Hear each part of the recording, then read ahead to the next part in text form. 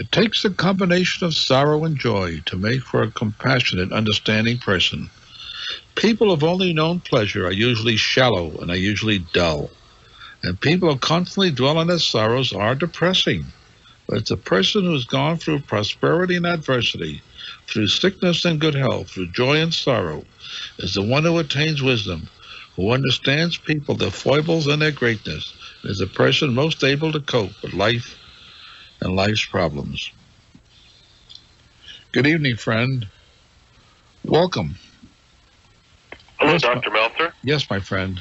Yes, I've got an idea for kind of a landmark I'd like to build for the city, and I was just wondering who could I contact? Well, what do you mean by landmark? Well, it's actually a bridge, but it's a unique kind of bridge. I don't think it's ever been done before. If you've ever noticed... You want to build a bridge? Yeah. To span what, a river? Possibly. It doesn't even really have to span any body of water. What's unique and special? Well, what I'd like to do is, I haven't actually technically figured it out yet, but you ever notice when you're traveling on a bridge, you go over the metal portion that opens up? There's a frequency that is generated. And being a music major and somewhat into audio, I would like to somehow figure out how to combine these frequencies and build musical chords out of them. And somehow... As an old civil engineer, you're way beyond me. In fact, one of the things in bridge design that the periodic swing of the bridge is taken into account because there have been bridges built. For example, there's an old illustration: when troops march over a bridge, they break step. Otherwise, the bridge starts swinging to their step. So what you want to do, of course, is something that all I can tell you: get a hold of the State Highway Department, the Bridge Design Department, talk to them. That's the only place I can send you. Mr. Meltzer? Yeah. I had another question for you. Yeah. What is your producer, Bernadette, like? You better ask her. If I give out that information, I'm giving out privileged information. She's very good, by the way. Yeah, she sounds very nice. She is. Where are you calling from? I'm calling from Miami. Miami? Well, get yourself on a plane and come up here and see for yourself. Okay. Okay? Thank you, sir. One look is worth 10,000 words. You ever hear that story? Yeah. Thank you. Thank you. Bye-bye. My friend, welcome to the program that brings you information from over 40 different vocations and professions. Hey, good afternoon. Oh, good evening. Yes, my friend. Welcome. Hello? Hello. Hi, my name is Jim. Hi, Jim. I'm calling from Danville, Illinois.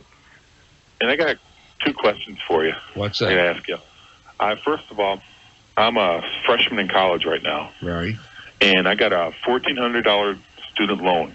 Right. That I have right now. And I'm majoring in communications, radio management. Right. And I'm trying to, I want to know if it's a good idea, like, to take a semester off. I want to get some more experience into radio. Like, I'm in broadcasting right now. I work at a radio station here in town. All right. And I want to know if it's like a good idea to take, if I take a semester off, well, I have to pay that loan back right away. It's a guaranteed student loan. Well, you better make arrangements the fact that you're taking a semester off as a temporary basis, because you'll have to start paying. By law, as I recollect, it's 6 months after you're out of school. Mm-hmm. From what I think I was told that right the day I quit, I just wanted to take a semester off. Like, well, I think you would not have to start repaying back if you got yourself what I call an official authorized leave from school. Mm-hmm. Okay. And so why don't you wait until the freshman year is through and then take the year off? Okay, because you don't take it off in the middle of the year like you're doing now. Well, I know that. I'm finishing off this year right now because I want to, if I can, get moved down to Arizona because I have why? A bad case of asthma and everything, and this cold weather is kind of killing me, really getting to me. I want to like move to a warmer climate and everything. No, aren't you rationalizing, my good friend? You know, let me tell you one thing. You want to be in radio? Yes. You want to be in radio management? Mm-hmm. Well, one thing about radio management, you'll find out that you change jobs at least once every 2 3 years. Yeah. So if you want to be in one spot, you get out of radio management. Get out of radio. Okay. Get out of TV. Get out of communications. Oh. You understand what I now said? A little The bit. earmarks of the communication field is mobility. Huh. Because I love working at the radio. I love entertaining people and everything. What is it, disc jockey? Yeah, that's what I'm doing right now. That's good for you. But you'll find making a living in radio management is very difficult unless you get into a major market. Okay. Thanks. All right, thank you. Bye-bye. Bye-bye. One of the noble arts is getting things done, of course, but there's another noble art which says at times it is best to leave things undone. You achieve wisdom when you have learned how to balance, how to choose between these two noble arts. Good evening, friend. Welcome. Welcome to Talknet. My husband and I would like to establish our credit. Yeah. In the past, we ruined our credit because of family problems, and Right. we'd like to build it up again. And we're not accepted for credit cards. I was wondering how we could build up our credit again. What did you do? Well, we had a problem with alcoholism in the family, Right. and we couldn't pay our bills. And now we pay our bills really well. My husband's self-employed. How long ago was it that you didn't pay your bills? I would say about 2 years ago. Did you actually pay? Did you eventually pay up? Yes, we did. You did pay up. Uh-huh. All you are now is... Nobody will accept us for a credit card now. Next question. Are you working now? My husband's self-employed now, and what is he making? he's doing really well. We're able to pay our bills, and he has a couple of credit cards of his own, and he's able to keep them up, too. So why can't you get credit cards? Because of our past. Nobody will accept us for credit cards. When you say our past, you mean your husband's past, your past? Well, whose past? Because of my husband's past. And my credit, I wasn't employed. I have 2 children, and I'm stay at home, so I don't have any credit either. What does your husband do for a living? He's a self-employed painter. And how much is he reporting, let's say, for 1986? Income? Well, it's a proprietorship business, and he had clear of 72, but it's all in a proprietorship. Well, what is he reporting as income for 1986? Okay, I would say like 33. 33,000. Yeah. You should be able to get credit right now. And we're on a one-to-one basis. What you should do is go to the bank and say, "Where does your husband bank?" Being a business, he has a bank, doesn't he? Right. That bank, he has an account at the bank. Right. And therefore, sit down with an officer of that bank and get a credit card from that bank. Oh, I see. You do on a one-to-one basis because your credit. If you want to get credit on your credit report, you won't. Because it comes back rejected based upon being a slow payer. But when you sit down with a person granting you the credit, whether it be in the department store, whether it be in a bank, and so on, you'll make out all right based upon what you just told me. Right. Thanks. Bye-bye. Oh, thank you, Doctor. I am Bernard Meltzer, and this is Talknet. Now let's join Talknet and Dr. Bernard Meltzer on 980 WRC. Let me remind you that this program is a combination of human interest and drama and of information, affairs of the heart, of the pocketbook, affairs of the spirit. You learn as you listen, you learn as you are being entertained. Good evening, my friend. Welcome to Talknet. Hi, Bernard. Welcome. Hi, I'm from Michigan, and you know how the drunk driving laws are really getting strict in this state. They're getting strict all over the country. Yeah, and they're really getting bad here. I have a question. I got pulled over a little over a year ago. Right. And, I didn't take the breathalyzer. They have an on-road breathalyzer. And so therefore you're found guilty automatically. Yeah, well, I could handle that. That wasn't no problem. But I was sitting in jail that night, and this officer that arrested me, he came back in about 2 hours later, and I guess from what I understand, that they can get a search warrant, and they took me to an old people's home. And he held me down, and they took blood out of my body without, In other words, they wanted to find out the level of alcohol in your blood. That's right.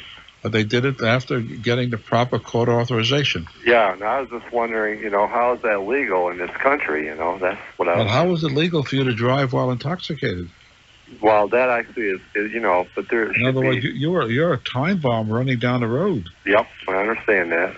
I had no problems with that. I would have took responsibility for drinking and driving, but the answer is, of course, what they did is perfectly legal. Yeah, I understand that. But, this doesn't seem like in this country that it's legally, humanly right to do something like that. Well, in other words, what they did is they took a sample of your blood. Now, how did you get hurt by taking a sample of your blood? Well, that's an invasion of privacy in my book. I mean, how that's like, if I wouldn't have been drinking? When if I would have been a preacher driving down the road? Yeah, well, and they said I was drunk, and then they hauled somebody like that in there. And therefore, if the breath test showed that you were not drunk, the thing would wash out. Yeah, I know. In other words, the policeman has a right to be suspicious of certain acts. Mm-hmm. Yeah, if they saw you driving the road, weaving in and out, the policeman has a perfect right to be suspicious of that. Right, I understand that. But I was just wondering, it just doesn't seem right that they and probably before they took that, they read you your rights, didn't they? Nope, they didn't. Never. They don't read drunk drivers their rights. It's because basically what they're doing is they're giving you a test. Yeah. Well, see, like on the road test, I passed all the road tests. Yeah. And since this has happened, I went through an alcohol. Well, I'll tell you one thing. The reason why I don't have much sympathy for your call, I had a friend who was killed. His wife and 2 children were killed because the drunk driver came over their side of the road, head-on collision. Right. Yep. And he's been arrested for drunk driving 3 times already, and he still was driving without a license, of course. Yeah. Well, in this state, if you get caught the second time, they take it away. Yeah, but they take it away. That doesn't mean you stop driving. Oh, well, yeah. Well, this chap I'm talking about already had it revoked twice, and still he was driving. But my good friend, they have a right to do it. Okay, that's all I wanted to really know. Thank you, friend. Bye-bye. There's an old American proverb that says, the good Lord keeps a special watch over little children. The Talknet, that ancient book of Hebrew wisdom, says it a bit differently, and it reads, when a child stumbles, a good angel pulls its hands under, so it can fall uninjured. Good evening, friend. You are on Talknet. Yes, good evening, Bernard Meltzer. How are you this evening? Welcome. I'm calling up from the state of Florida. Now, my mother was taken into intensive care, into a hospital, and she doesn't have any insurance, and she's got about 15 bills to pay right now. And I was wondering, what's the worst thing that they can do? Can they go after, can they attach a bank account? Can they put a lien or a judgment against the house? The house is homestead exempt, I know. Yep, they can do all that. Like what? They can do all that you mentioned. They can attach a bank account. After they get judgment, they can put a lien against the house. After they get judgment, they can do a lot of other things to try to get in any asset the mama has. Can anything be done to change titles of the house and transfer the money to somebody else's name? Yes, like you can do that, but on the other hand, if they find out about it, they'll go into court and ask that it be reordered by the court, because what you did there is transfer title in view of defrauding creditors. You could try it. So is there anything really that, you can think of? Well, you should have thought of it before you ran up the bills. Well, here's what I'm trying to say. I don't want to be callous about this. This is exactly what President Reagan proposed the other day. Something like this should be covered by calamity insurance, catastrophic insurance. You're right. It should be. But basically, how old's Mama? I believe about 60. Let's hope they don't. Let's hope they don't. Thanks. Welcome, my friend, to the program that brings you fact and knowledge, together with a touch of human kindness. Good evening. Are you there? Oh, yes. Dr. Meltzer. Yes, friend. I'm curious what your opinion is on subliminal tapes. particularly weight loss. I thought so. There are a lot of them out. What? I say there are a lot of them on the market. I didn't understand. I say there are a lot of these tapes on the market. A lot of them, yes. There's a lot of them I've seen advertised in magazines and on television, for different purposes, building up self-esteem, salesmanship and things. I was wondering that I contacted one of the companies that was selling these tapes and wanting to know exactly what they were, and they will not give you what is the dialogue that is the subliminal message, in other words. I will tell you one thing. I don't think too much of them. Based upon conversations with many people, they don't work. They work in very few cases, but most cases they do not work. The only suggestion I have is order one, and you'll find out for yourself whether it works. The chances are no. Okay. Thank you very much, Dr. Meltzer. Bye-bye. Bye-bye. A greater love have no teenage son than to let his father drive his car on Father's Day. Very true. Our phone number coast to coast is toll free. Here it is, 1-800-223-4141. Let me repeat that again, 1-800-223-4141. And my radio family, thanks a bunch for everything you say about the program, the nice things you say, and talking to other people, and also in the mail. I'm Bernard Meltzer, and this is Talknet. Hey, this is Ed Walker. Don't forget, tomorrow between 4 and 7, I'll get you home in the rush hour traffic. Right now, back to Bernard Meltzer on Talknet, here on the Station of the Stars, 980 WRC. Our phone number, coast to coast, toll free. Here it is, and you are welcome to call Bernard Meltzer. 1-800-223-4141. One of the advantages I have over other programs is that in addition to book knowledge, is that my answer is often based on extensive life experience. And I tell you, nothing equals the knowledge that comes from life experience, and nothing can match the wisdom that comes from life experience. Good evening, friend. Welcome to Talknet. Hello. Yes, friend. I wondered if you could help me, Dr. Meltzer. Sure. I need some insight into myself. I started this business, and it shows every thing that it's going to be really good. I mean, it just shows every indication that it's going to be a terrific business. All right. And yet I keep procrastinating. It all depends on me. I'm working this all by myself. What kind of business are we talking about? Industrial rags, Dr. Meltzer. You're a rep? No, I buy the rags. Oh, rags. A wiping cloth. Yep. And it shows every indication that it could be a tremendous little business. So why are you in doubt? No, I don't think I am. But I have done this to myself before, Dr. Meltzer. How old are you? 58. This is the first time you're in business for yourself? No, I have done this to myself once or twice before. I had started one business. So where is the doubt?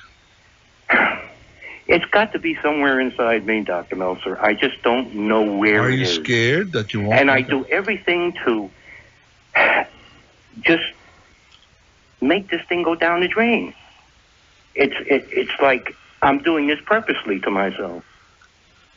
This is a very unusual statement you're making. I know, Dr. Meltzer, and I just hope that you can sort of help me understand myself. But you're not telling me where your fears are. What are you afraid of? Are you afraid of success? It could be, Dr. Meltzer. And why would you I don't think I am. Why would you be afraid of success? Are you afraid of the fact that if you do succeed, you may get yourself in trouble with your family, with your wife, with your church? Well, no, there is no wife involved at this present time. Right. I just don't know what it is, Dr. Meltzer. I'm all by myself. Well, what are you doing? You're not going to business? I am supposed to be going out selling. And you're not? And I'm not. I do everything to avoid it. I mean, I keep telling myself all kinds of stories why I can't go out there. And meanwhile, I did rent a warehouse and built it up, and I have stock to sell. And I did go out once or twice, and I did sell. And I think you're afraid. You're afraid to meet people. Are you overweight? Yes, I am, Dr. Meltzer. Do you dress well? Not as well as I should. I think what's happening to you, you have no confidence in yourself. I think you're right. And therefore, people go through that. I've gone through this myself. Have you? Of course. In other words, you delay. In other words, you receive an invitation, let's say, to address a crowd for a very big fee. Yes. You don't take it. You tell a lot of excuses of why you can't make it, but really what you are, you're afraid to go out and face the audience because maybe you're overweight, maybe you don't feel right, or maybe it's because it's an audience that might be hostile to you. Whatever be the reason. Well, you hit the overweight problem right on the head, Dr. Meltzer. What do I do about all this? I think you have to sit down with somebody who's a Dutch uncle to you and talk it out. Yeah. I was hoping you would do that. Yes, I would do it, but it would take in other words, see, I don't know you. Yes. I'd have to know a lot more about you, and I'd have to talk a long time. I understand, Dr. Meltzer. Today we have people who do just this. They do it by the hour, and they charge you a lot of money for it. Psychiatry. That's right. You walk into the office, they punch a clock, and then 45 minutes later they chase you out and say, you owe me $100. No, well, I don't think I'd want to go through that. Well, but that's the people who do that these days. I think I'm going to look for that Dutch uncle. That's right. Thanks, friend. All right. Thank you very much, Dr. Bye-bye. Bye. I am Bernard Meltzer, and this is Talknet. It is said that when you cease to dream, you cease to live creatively. Then you really are old, no matter what be your age. When dreams are gone, you are old. Good evening, friend. Welcome to Talknet. Hello. Hello, welcome. How are you? Welcome, friend. Thank you. I've got a little situation, and I'd like your advice on it, see if you could help me out here. What's that? My sister-in-law is very good friends with my wife and myself and my brother, and whenever she would come over, she'd bring her pet dog with her. Okay. And it bothered me quite a bit, and my wife quite a bit as well. And I told her some time ago not to bring the dog over any longer when they come to visit. And she took it kind of the wrong way. And I just kind of wanted your idea whether or not you thought I was out of line or... Well, why did you object to the dog? Well, for one, we just had some new carpeting put in the house. And for another, he has some fleas. And we also have a cat, which gets a little uneasy around the dog. Is your sister-in-law married? Yeah, she is. She's married to my brother. Any children? No children, no. I don't understand why, except some people, their dog is their child. And just as they will go nowhere without their child, they'll go nowhere without their dog. Apparently your sister-in-law has a very deep attachment to the dog. Is that it? Yeah, she's very attached to the dog. What does your brother say? Well, he's kind of tried to remain somewhat neutral, but he's more on her side. He's kind of with her on Now that you told her not to bring the dog, is she avoiding visiting? Yeah, quite a bit. It's kind of created a bit of a distance between the four of us. It's made things a little more complicated. I think you ought to apologize to your sister-in-law, even though you happen to be right. And because you are right, you ought to apologize. And should I allow the dog to come back over? I guess you have to. Otherwise, you have no sister-in-law, no brother. Yeah, that's what I was afraid of. Sometimes life doesn't have perfect solutions. This is one of them. Yeah. You have to eliminate the bigger evil. Yeah, I guess you're right. All right. Well, I do appreciate your input. Thank you. Thank you. Bye-bye. Welcome to the program where you learn something new with every broadcast. Good evening, friend. Are you there?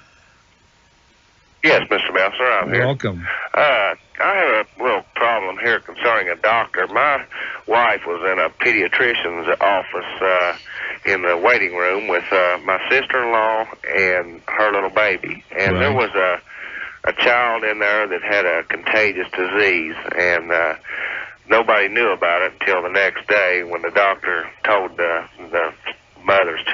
child's mother what was wrong, and the doctor called us on the phone and wanted us to come in, and we had to undergo about 3 days of tests and therapy for this disease in case we contracted it, and we had to have prescriptions filled and everything, and it run up quite a bit of a tab, and the doctors wanting to charge us for that. Do you think that's right for them to charge us? What a nice question. Well, I'll tell you this. Do I think they should charge? No. But can they actually charge you? Yes. Can they collect from you? Yes. I see. It's based upon a theory that the doctor did not know at the time the child was being treated that had a contagious disease. Right, he did, yeah. But if he did know, then of course you could not. Then you could get away with no charge. No, well, as long as the doctor did not know. Right. My wife had said, and she said the child was, in the waiting room there, coughing and everything like that in the waiting room and everything around. There was about like 30 people in the office, and they had all of them come in, to have tests done and everything. The answer is yes, he can charge you, but morally he should not. Right, morally. Well, I sure thank you on your input, Mr. Meltzer. Thank you. Bye-bye. Bye-bye. A thought to live by. I am not afraid of what tomorrow will bring. Here's why. I have seen yesterday and did learn from it. And because I am in love with today, I fear not what tomorrow will bring. A wonderful thought. You are listening to Bernard Meltzer on Talknet. Welcome, my friend. I'm from New York. I just recently come into a settlement, and I was wondering if I want to buy a house, but I was wondering what the best way to go about doing it is. I was going to pay cash for it, but I don't know if that was the best way to do it. How old are you, friend? I'm 34. 34. What do you do for a living? Right now, what happened, that's the reason why I'm not doing anything now. I fell off a scaffold and broke both my feet. That's why I'm coming into some money here. How much money?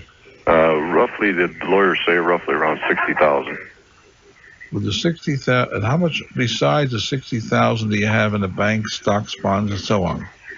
How much money do you have in cash? All around? Not an awful lot. How much? Oh, probably about $2,000.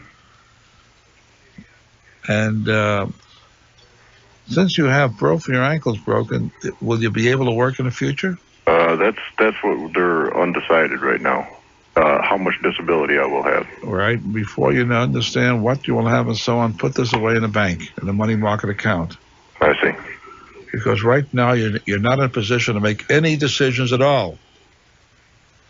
Because you don't know whether you'll be able to earn a living in the future, or how much, or what. What did you do before you got hurt? I'm right. With the time I got hurt, I was just a laborer working in a factory. The answer is, until you know the extent of your injury, the extent of your ability to go back and take a job for how much money and so on, put all that money away in a bank and leave it stay there. Okay? Yes, sir. Thank you. Thank you. Bye-bye. I am Bernard Meltzer, and this is Talknet. You're listening to Talknet in the nation's capital on 980 WRC. If you'd like to participate, the toll-free number is 800-223-4141. Yes, our toll-free number is 1-800-223-4141. Welcome to the program that helps you resolve and understand your problem, because as you listen to the problems of other people, yours becomes a lot less severe, more understandable. Good evening, my friend. You're listening to Bernard Meltzer. Welcome. Yes, friend. Hello, how you doing, Bernard? Okay. I'm not well, I could be doing better. Hey, I got a problem at work. Right. I'm up under a lot of stress. What kind of work do you do? You really want to know? Yeah. I'm a U.S. Army recruiter. You are a U.S.? Army recruiter. You're in competition with the other services. Yep. Well, it's not so much being in competition with the other services. It's just dealing with the type of people that we deal with. That's right. Next thing I was going to say, some of the quote nuts unquote that you deal with, you wonder. Yeah, and well, anyway, my problem is because of all the stress upon them. My partner is causing me to lose weight. And also, I think you should get out of the job.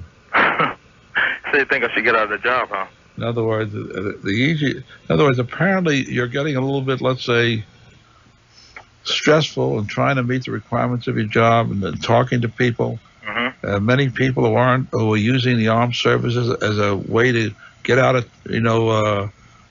losers are trying to use the armed services as a way, let's say, for a home. Mm-hmm. Some of them, of course, don't qualify. Some of them make promises to you and don't keep them. A lot of other things. That's correct. So therefore, I'm saying to you right now is get out of the job. It's not that easy, Bernard. I wish it was that easy, but no, it's not wait a while. Won't the Army transfer you to another job? No, it's not that easy, no. Is it better to kill yourself? No, it's not. No, it's not. It's not better to kill. What's your blood pressure right now? Well, I don't know. I should go and have a checkup. As you talk to me, I'm pretty sure that you are very stressful. Yeah. I think what you should do is go get yourself a physical examination. Mm-hmm. And if what you think is true, then your life is more important. Yeah, that's true. Than anything else. That's true. So I'm saying, get yourself if you're afraid of what the Army will, doctors will show up, go get yourself. No, it's not so much of being afraid, but I've been in it for 9 years now, and So why don't you go get yourself an examination, not by an Army doctor, right, but by a private doctor who will keep the report confidential. And then you can decide what to do. Mm-hmm. Okay. Okay? Okay, thank you very much. Thank you, friend. Good evening. Are you there? Welcome, my friend. Meltzer. Yeah. I'm here in Puerto Rico. Yeah. And I'm 27 years old and just bought my first house. We'll plan to close in 2 weeks. Right. The house I'm going to get through FHA is I'm going to meet with the appraiser tomorrow. But my question is, friends in the neighborhood tell me the house is worth more than what I paid, and some say much as $30,000. What did you pay? I paid $82,500. All right. The appraiser will give you an idea what it's worth. That's correct, but a realtor friend of mine has said that it's probably in the neighborhood of 125. Therefore, you've got a bargain. Yes, sir. That's exactly right. My question is, I really have two. The first one is, how can I use this to my advantage to make some improvements on the property, such as a pool and patios and this stuff? Do nothing until you close and keep your mouth shut. Okay. Don't tell anybody what you just told me. Okay. You close, and then, of course, you'll go get yourself a home improvement loan. Okay. Or get yourself an equity loan, either way. Okay. The one thing I've been hearing about is a Title I loan through FHA. But that's for home improvements. Okay. And there's pay a little extra interest, but you can up to 15 years, I understand. You recommend but that? on the other hand, do nothing with as regards Title I until you close and the property is yours. Okay. And meanwhile, don't go around telling anybody that you have that tremendous bargain, because it may get back to the seller, and then the seller will decide not to close. Yes. Okay. Don't do it. All right, sir. Keep quiet. Well, I want to tell you that we really appreciate your program down here in Puerto Rico, where TV is limited. And no. Thank you. That was the operator cutting in from Puerto Rico. Operator, we're talking to a wonderful gentleman, and thank you, my friend. We hear a lot these days about underdeveloped third world countries. We really do. But for many of us, the largest underdeveloped territory in all the world lies just under our hat. Good evening, my friend. Welcome to Talknet. Hi, how are you? Okay.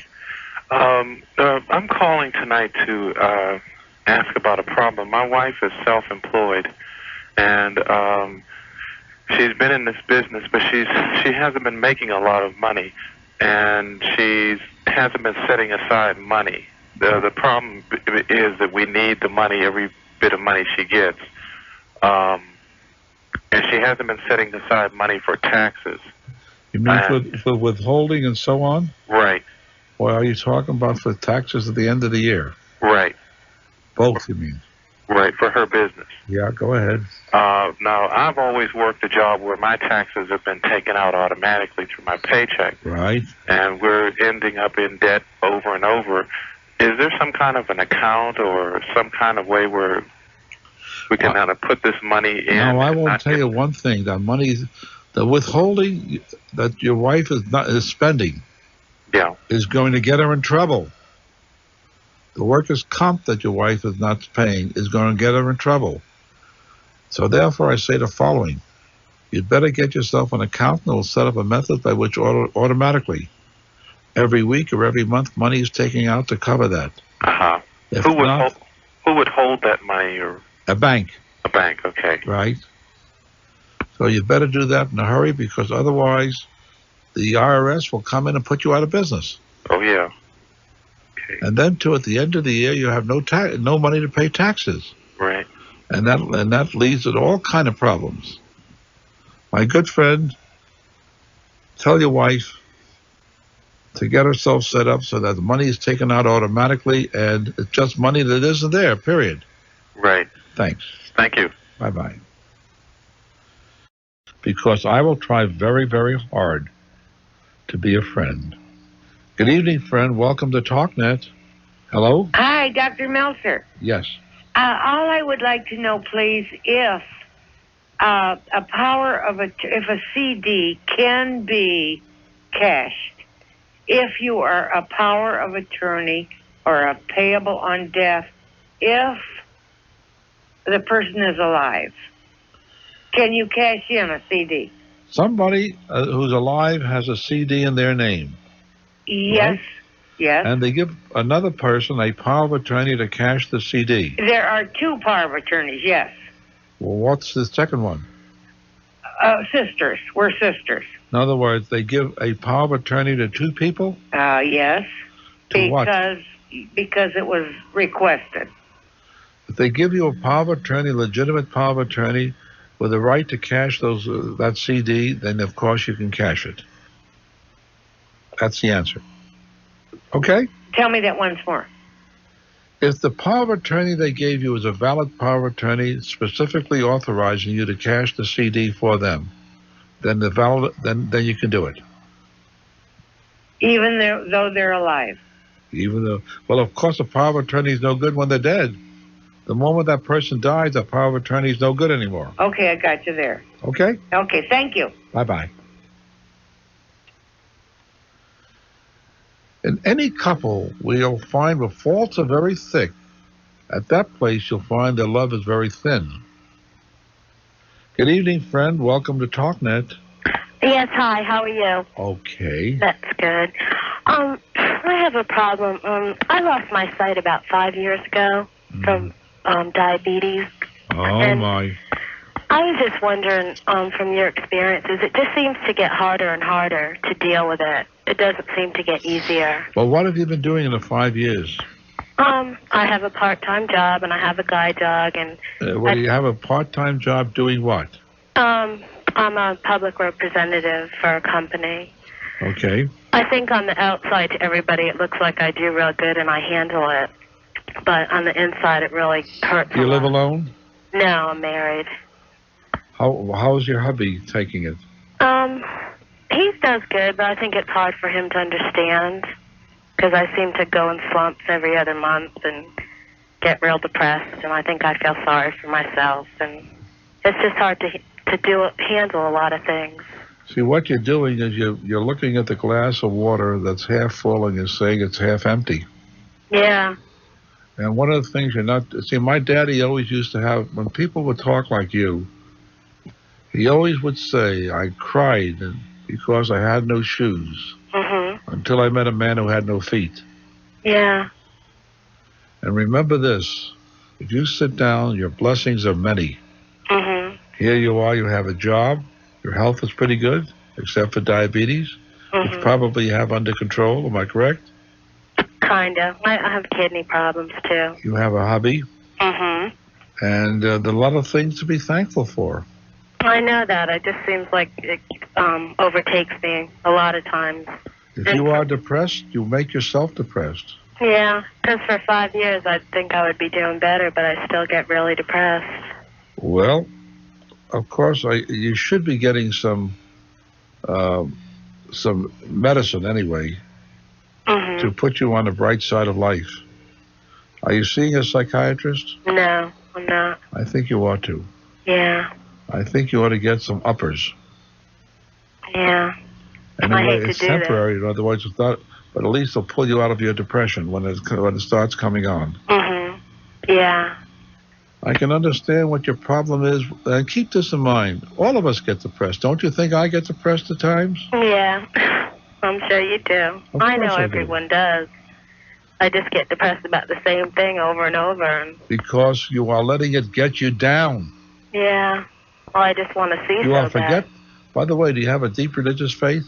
Yeah. Develop it very strongly.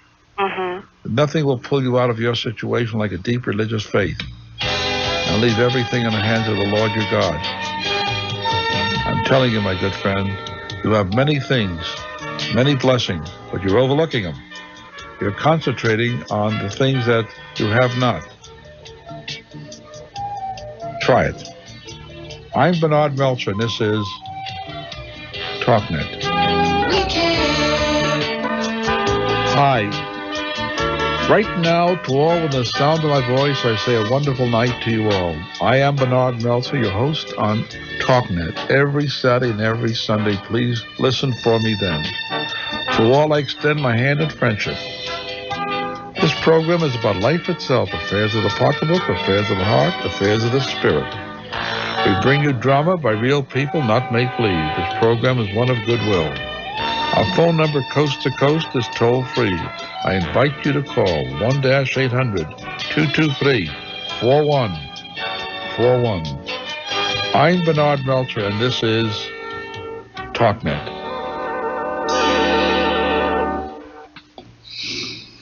This is what I call a modern parable. It's a tale of our time. As I tell the story, ask yourself, which of these two individuals best describes you? A shoe salesman was assigned to open up a new territory in the hills of West Virginia. When he arrived, he was astonished to observe that few of the hill people wore shoes. So he sent off this indignant telegram. This is the worst territory in all the country. Nobody wears shoes. I quit. A second salesman was also assigned to the territory. He too observed that few wore shoes. He sent back this telegram. Thank you for the wonderful opportunity. Nobody wears shoes. What a chance to make a killing. After that modern parable, my question is, where do you fit in? Good evening, friend. Welcome to Talknet. Hello, sir. How are you? Oh, we're doing well. Thank you for joining us. Thank you. Sir, I was wondering, I'm 29 years old, and I want to buy a house or a condominium. Right. First time. Right. Which is the better of the two? A house or two-bedroom condominium? Are you single or married? Married. Children? No. You plan to have a family? Yes. I would say, without a doubt, a house is where it fits in much better in your situation. A condominium, basically, there are couples your age, understand, with children. But basically, it meets the requirements of a young couple or an individual, a young couple without children, or an individual living by himself, or an elderly person where the family is grown and now they want to get out of the responsibility of a house. So I would say in your case, a house with a backyard, where you can put a swimming pool, a basement, where you can put a workshop, where the kids can run around, and you'll live happily ever after. Oh, okay. Thank you, sir. Thank you, friend. Here's a wonderful definition of a true friend. A true friend is someone who, after you've made a fool of yourself, does not think you've done a permanent job. That's a good definition. Good evening, friend. Welcome to Talknet. Oh. Hello. Hi, Brad. I'm calling from Boston, and my fiance has been working for about 15 or 20 years for a large university in the Boston area, and she's going to be separated. The grant upon which she was working at the university has dried up, and she has an opportunity either to take her accrued pension funds with her or to have them invested by the university and then pick it up as a pension at the age of 65. Hey, question, how old is your fiancé? 40-ish, 42. And what's the size of the pension fund? I would say right now accrued, she was there quite a while. It's probably more than 20, but less than 30. So I'd say, split it maybe about 25K. And where is she going after this? What is she going to do? She is messing around with retraining herself to re-enter the job market later on. To do what? Administrative work. She's a lab tech right now, biological pursuits. Okay. I would say right now, with one question before I give the answer. Suppose she leaves it in right now. Can she take it out 5 or 10 years from now? I would think so. That I don't know. That's the one thing I don't know. Okay, I would say probably in those cases you can. I think she's much better off leaving it in with the investment program of the university than taking it out herself and messing around with it. Do you think, with knowing what you know about the stock market, they do have largely invested in stocks. Do you think that would be wise? Well, yeah, but they're invested in stocks, but their pension fund is not largely invested. It's a small percentage in stock. I see. I'll bet no more than 10% or 15% or 20% of most is in stock. I see. Thanks, Fred. Well, thanks very much. Glad to help you. Good night. Good night. My friend, welcome to the program that not only brings you information, but also human interest and people trying to cope with life. You're listening to Bernard Meltzer here on Talknet. Good evening. Hello? Are you there? Yes. Yes, my friend. Can you hear me? I can hear you very well. Okay. I didn't know you was there or I was still listening to you talk to somebody else. I listened to your program. Thank you. And I appreciate it. I think I'd ever have to call you. What can I do for you? I don't know if you really can or not, but anyhow. Talk to me anyway. I'm trying to. What happened? Take your time. No problem. If you do shed some tears, it's natural, it's normal. It relieves stress.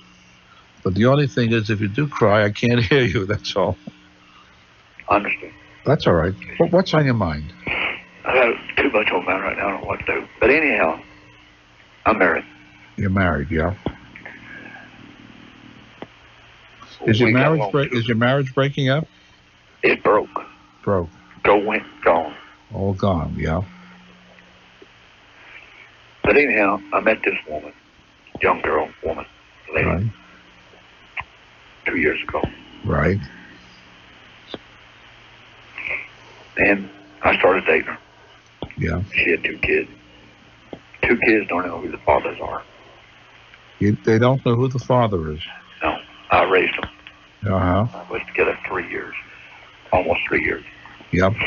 But anyhow, make a long story short, I raised them till they're 4 and 5. They're age 4 and 5 now. Yeah. Just turned 4 and 5 in July.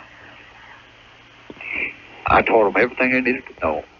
The only thing I really teach them is learn how to love somebody. To say I love you. And to run up, put your arms around you, you know. They didn't know how to do that. She didn't even have a home. Sleep in the street. But anyhow, I ended up marrying her. You married her? Yes, sir. Okay. Because I care. How long But I ago? love her. How long ago did you marry her? I was married 15 months before she run off. Run off where? Where? San Antonio, Texas.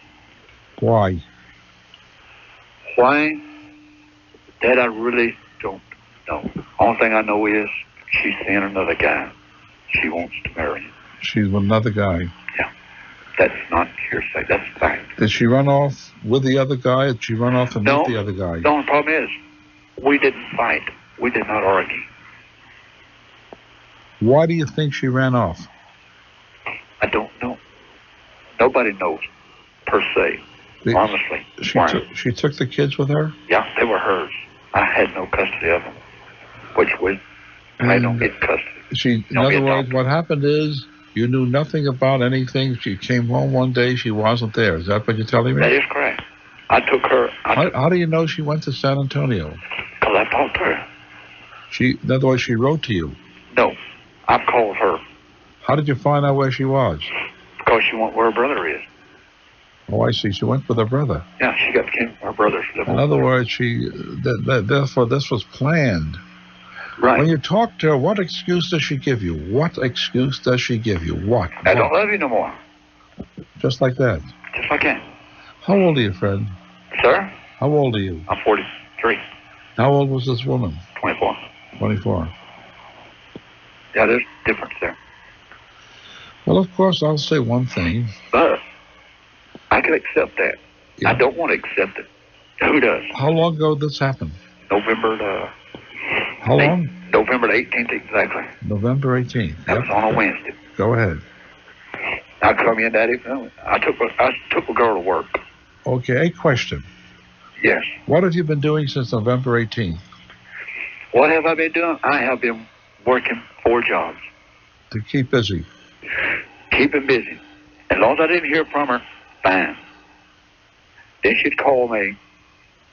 You know, she called me one time. I called me 2 times out of clear blue sky. Yeah. She ain't coming back. I don't understand, man. Why? I don't know. She's not coming. I accept it. I don't want to. But anyhow, make a long story short, I talked to her a week ago. I talked to her mother on a Thursday night. Told her I want my truck.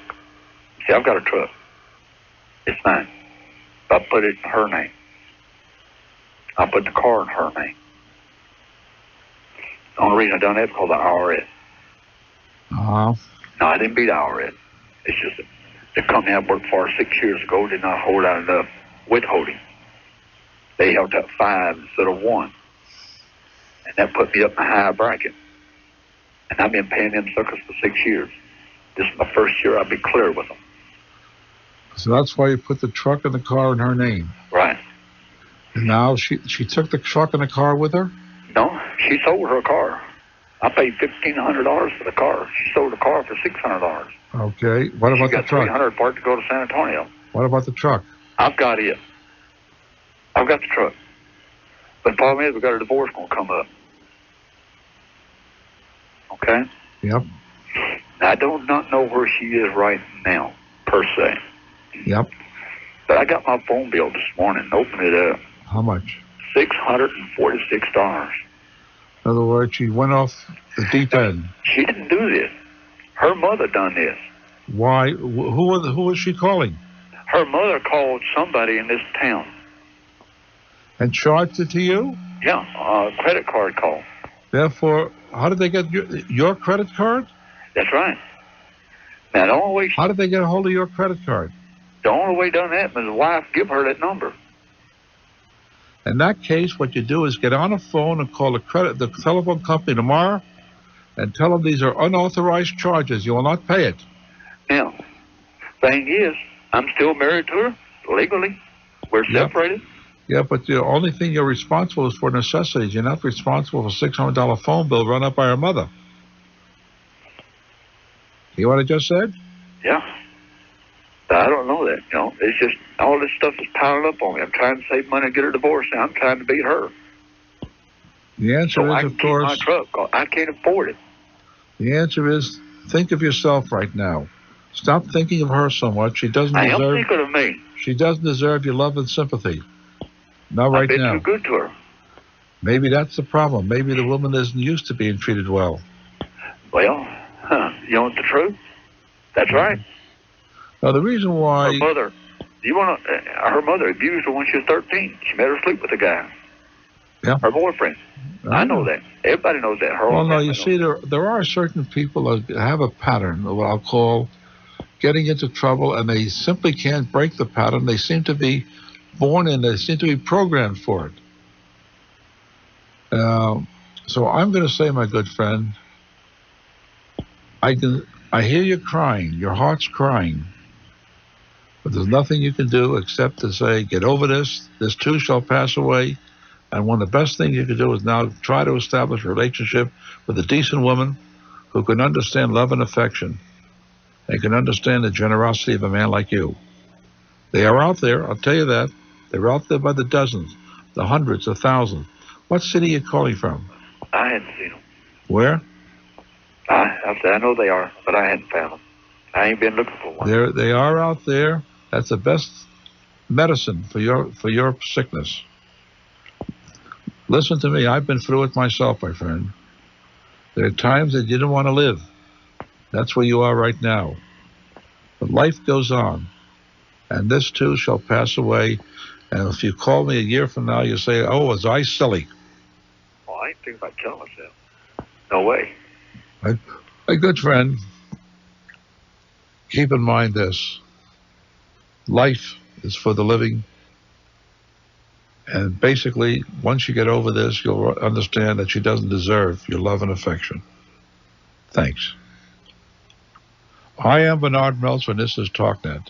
And now let's get back to the conversation with your host, Bernard Meltzer, on your Station of the Stars, 980 on your AM dial, WRC. Welcome to the program that solves problems not only with fact and knowledge, but also with a touch of human kindness. Good evening, my friend. Welcome. Doctor? Yes, friend. I was calling to see if you might be able to give me some insight. I'm currently, I'm a recent graduate of college. In May, I will have been out 2 years. And I'm not happy with my current position. What was your major? What was your major in college? Agriculture education, and I specialized in communications. What are you doing now? I sell advertising for an ag publication. Yep, go ahead. And I'm in a small town, and there's very few people my age, and I'm single. And I would like to make a change into another area. And what I was wondering is, what would another employer think if I quit a full-time job to search for another position full-time? An employer would say, that's the man I want to hire, because now he's gotten a certain amount of experience in one job, and now he wants to better himself. He wants to step up. That's an acknowledged way of moving up, out and up. Don't let it bother you at all. In the year 1987, this is the way you advance.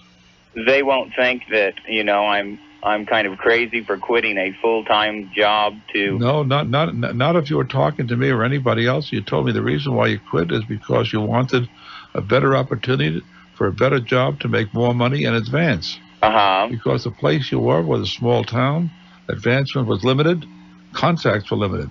No problem at all, my friend. And the other thing is the ag economy is so depressed. I've also looked at leaving the ag sector and going into something else. Yes, you could do that.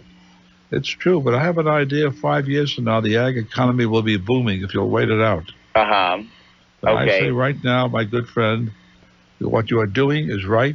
Think nothing of it except to say, go out and get yourself a better job. And the other thing is, in a small town atmosphere, the employer is curious if, people talk in small towns. I admire your old-fashioned honesty and virtues, but I'll tell you one thing. In 1987, what you want to do will not be held against you. I am Bernard Meltzer, and this is Talknet. Our phone number coast to coast, and you are welcome to call, is 1-800-223-4141. This is wisdom from an ancient manuscript, and it says, he who understands others is learned, and he who knows himself is wise. But he who understands others and at the same time knows himself is both learned and wise. Good evening, friend. Welcome to Talknet. Hello? Hello. Hello. Bear with me a minute. I'm a little bit nervous. I never called before. Oh, that's all right. First time caller. Okay. My problem is my mother died January 6th, which I knew she was going to die. We found out in August that she was going to die of cancer of the liver. Right. I knew it was going to happen. I should have been prepared. I kept her at home where she wanted to be. I took care of her. Me and my son and my husband. They all took care of her. I guess I wasn't ready. What I found is happening to me is I'm angry. Why? I don't know why. In other words, you're I'm angry. taking it out You're on angry my son because. and my husband, everybody else in the whole bloody world. In other words, you're angry because this happened to you. Right. I guess You're so. angry because the good Lord took your mother. I guess so. You're angry. I don't know why I'm angry, though, because I knew it was going to happen. The And you doctor think told this me. is the only person in the world that this has happened to? Yourself. Well, like, I lost my brother. Yeah. I lost my father. Right.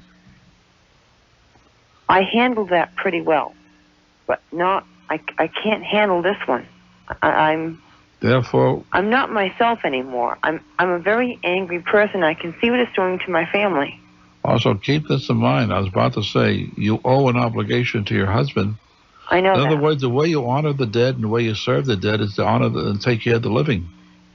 Keep that in Yeah, mind. I'm not doing that. That's an old biblical phrase, and you're not doing it. No, I'm not. And you're killing your marriage. You're killing No, your... the marriage is still fine. It's just that I see myself getting angry. Well, no. If you keep on doing what you're doing, you are going to jeopardize your marriage. Right. You are. Well, And how what are you angry about? What are you angry about? What? I just don't. Well, I think, all right, this is just a guess. When my mother was very, very sick, and I took care of her, Yeah. neither my husband nor my son wanted to see her. Yeah. Because she looked so, well, she was only 68 years old, but she looked about 90 because she had lost so much weight. Right. And the tumor was so big, she looked terrible. Is that what you're angry about? Well, part of the anger is because they didn't want to see her, and she wanted to see them. And my good friend, they didn't want to see her. You've got see, to... I lived upstairs, and she lived downstairs, but I stayed downstairs when she was sick. But they didn't want to see her like that. Yeah, but you see, if that's why you're angry, contain your anger, holler at them if you want to, get it out of you. But basically, I can't now... holler at anybody. I'm not a hollering type person. I can't holler at them. I can't. Then I'll give you the old cop-out. Why don't you go see a psychiatrist? After you pay them enough money, you'll won't be angry anymore. I won't see a psychiatrist. I don't need a psychiatrist, I don't think. Well, you need something. You need a minister or somebody else to talk to you. Some Dutch uncle. Somebody that you respect. I did get a call from hospice. What's that? I got a call from hospice. That's,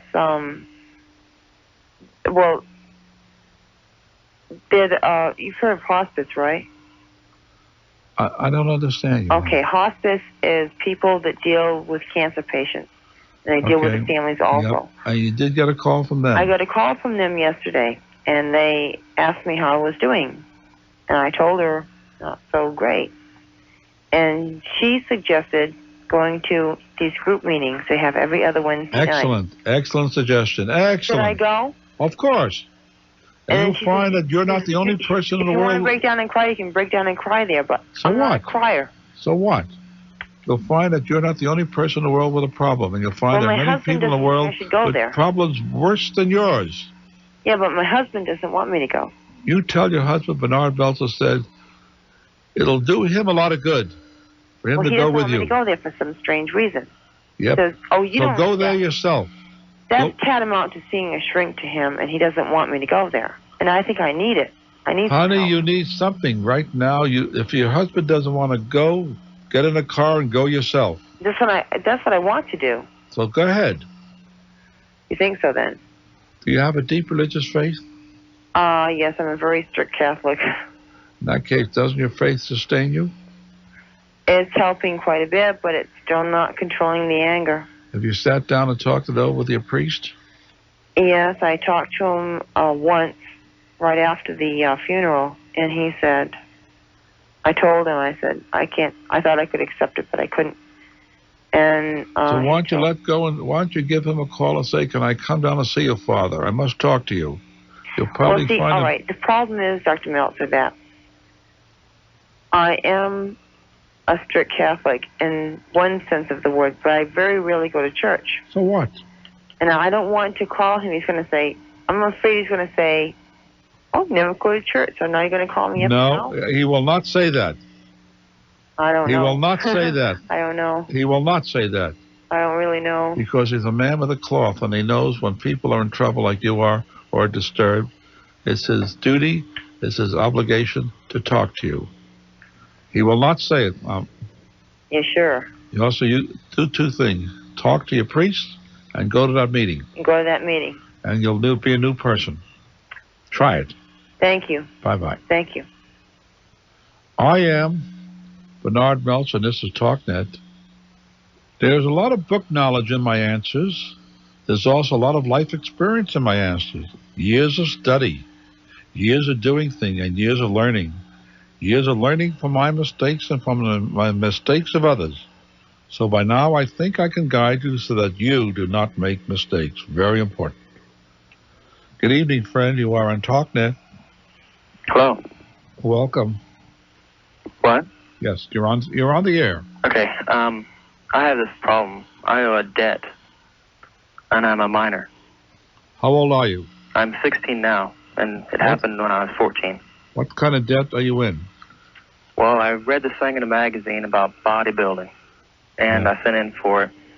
They sent me information and brochures and stuff that I could send in for. Right.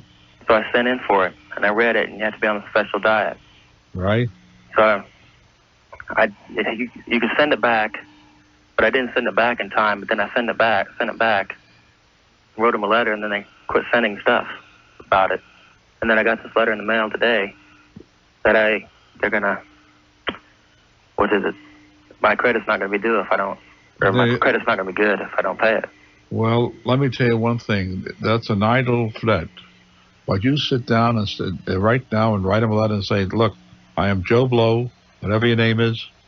I'm a minor, age 16, and therefore I disown this contract since this contract is not for necessity. Thank you very much. Don't bother me anymore. And if they do keep bothering you, you answer them the same way, and if they don't stop it, they're harassing you. You can actually take them to court. In fact, the next letter you tell them, stop harassing me before I report you to the Federal Trade Commission and to the local state consumer agency. Got that? Mm-hmm. So that's what you have to do, my friend. But next time, be careful what you do. Okay.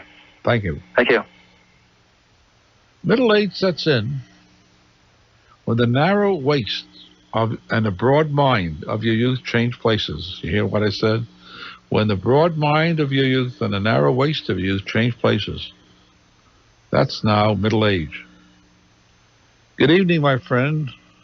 Welcome to Talknet. Hello? Hello? Yes, my friend. Yes, how you doing? Welcome.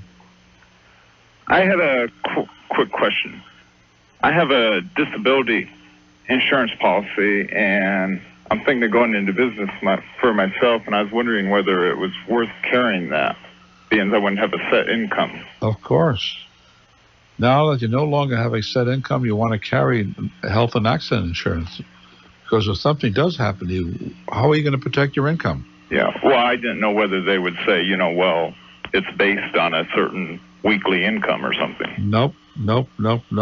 Continue it. Or get a new policy. It is based upon weekly income, and to this extent. Let's say your weekly income is $500 a week. You can't get a policy for $100,000, which will pay you $2,000 a week. That's unjust enrichment. You understand? Yeah. But the policy will cover somewhere around where you're now earning. Your earning capacity right now. Yeah. Well. Okay. Yeah, right now with my job, I'm probably making more than when I'd first go into, if I did go into business. Well, that's temporary condition. Oh. I would say hold on to that level. Okay. Thank you, friend. All right. Thanks a lot. Bye-bye. The American Dream. Let me remind you that you really cannot be happy or be at peace with yourself if the things you believe in are different from what you do. Good evening, friend. Welcome to Talknet. Yeah. I was wondering about applying to college. I was just looking for some advice on what colleges look for most in terms of sports, or is it grades or SAT scores? As far as sports go, only if you are an outstanding athlete, and only certain colleges, understand? Uh-huh. I would say what colleges look for are, it depends also on the caliber of the college. If you're going to a upper level Ivy League school or equivalent, they look primarily for grades and ability to do the work. At a second level college, they also look primarily for grades. And at a third level college, they're looking primarily, do you have enough qualifications to get into the school? Today, by the way, usually there's a place for everybody in college in America because there are plenty of vacant seats now in colleges.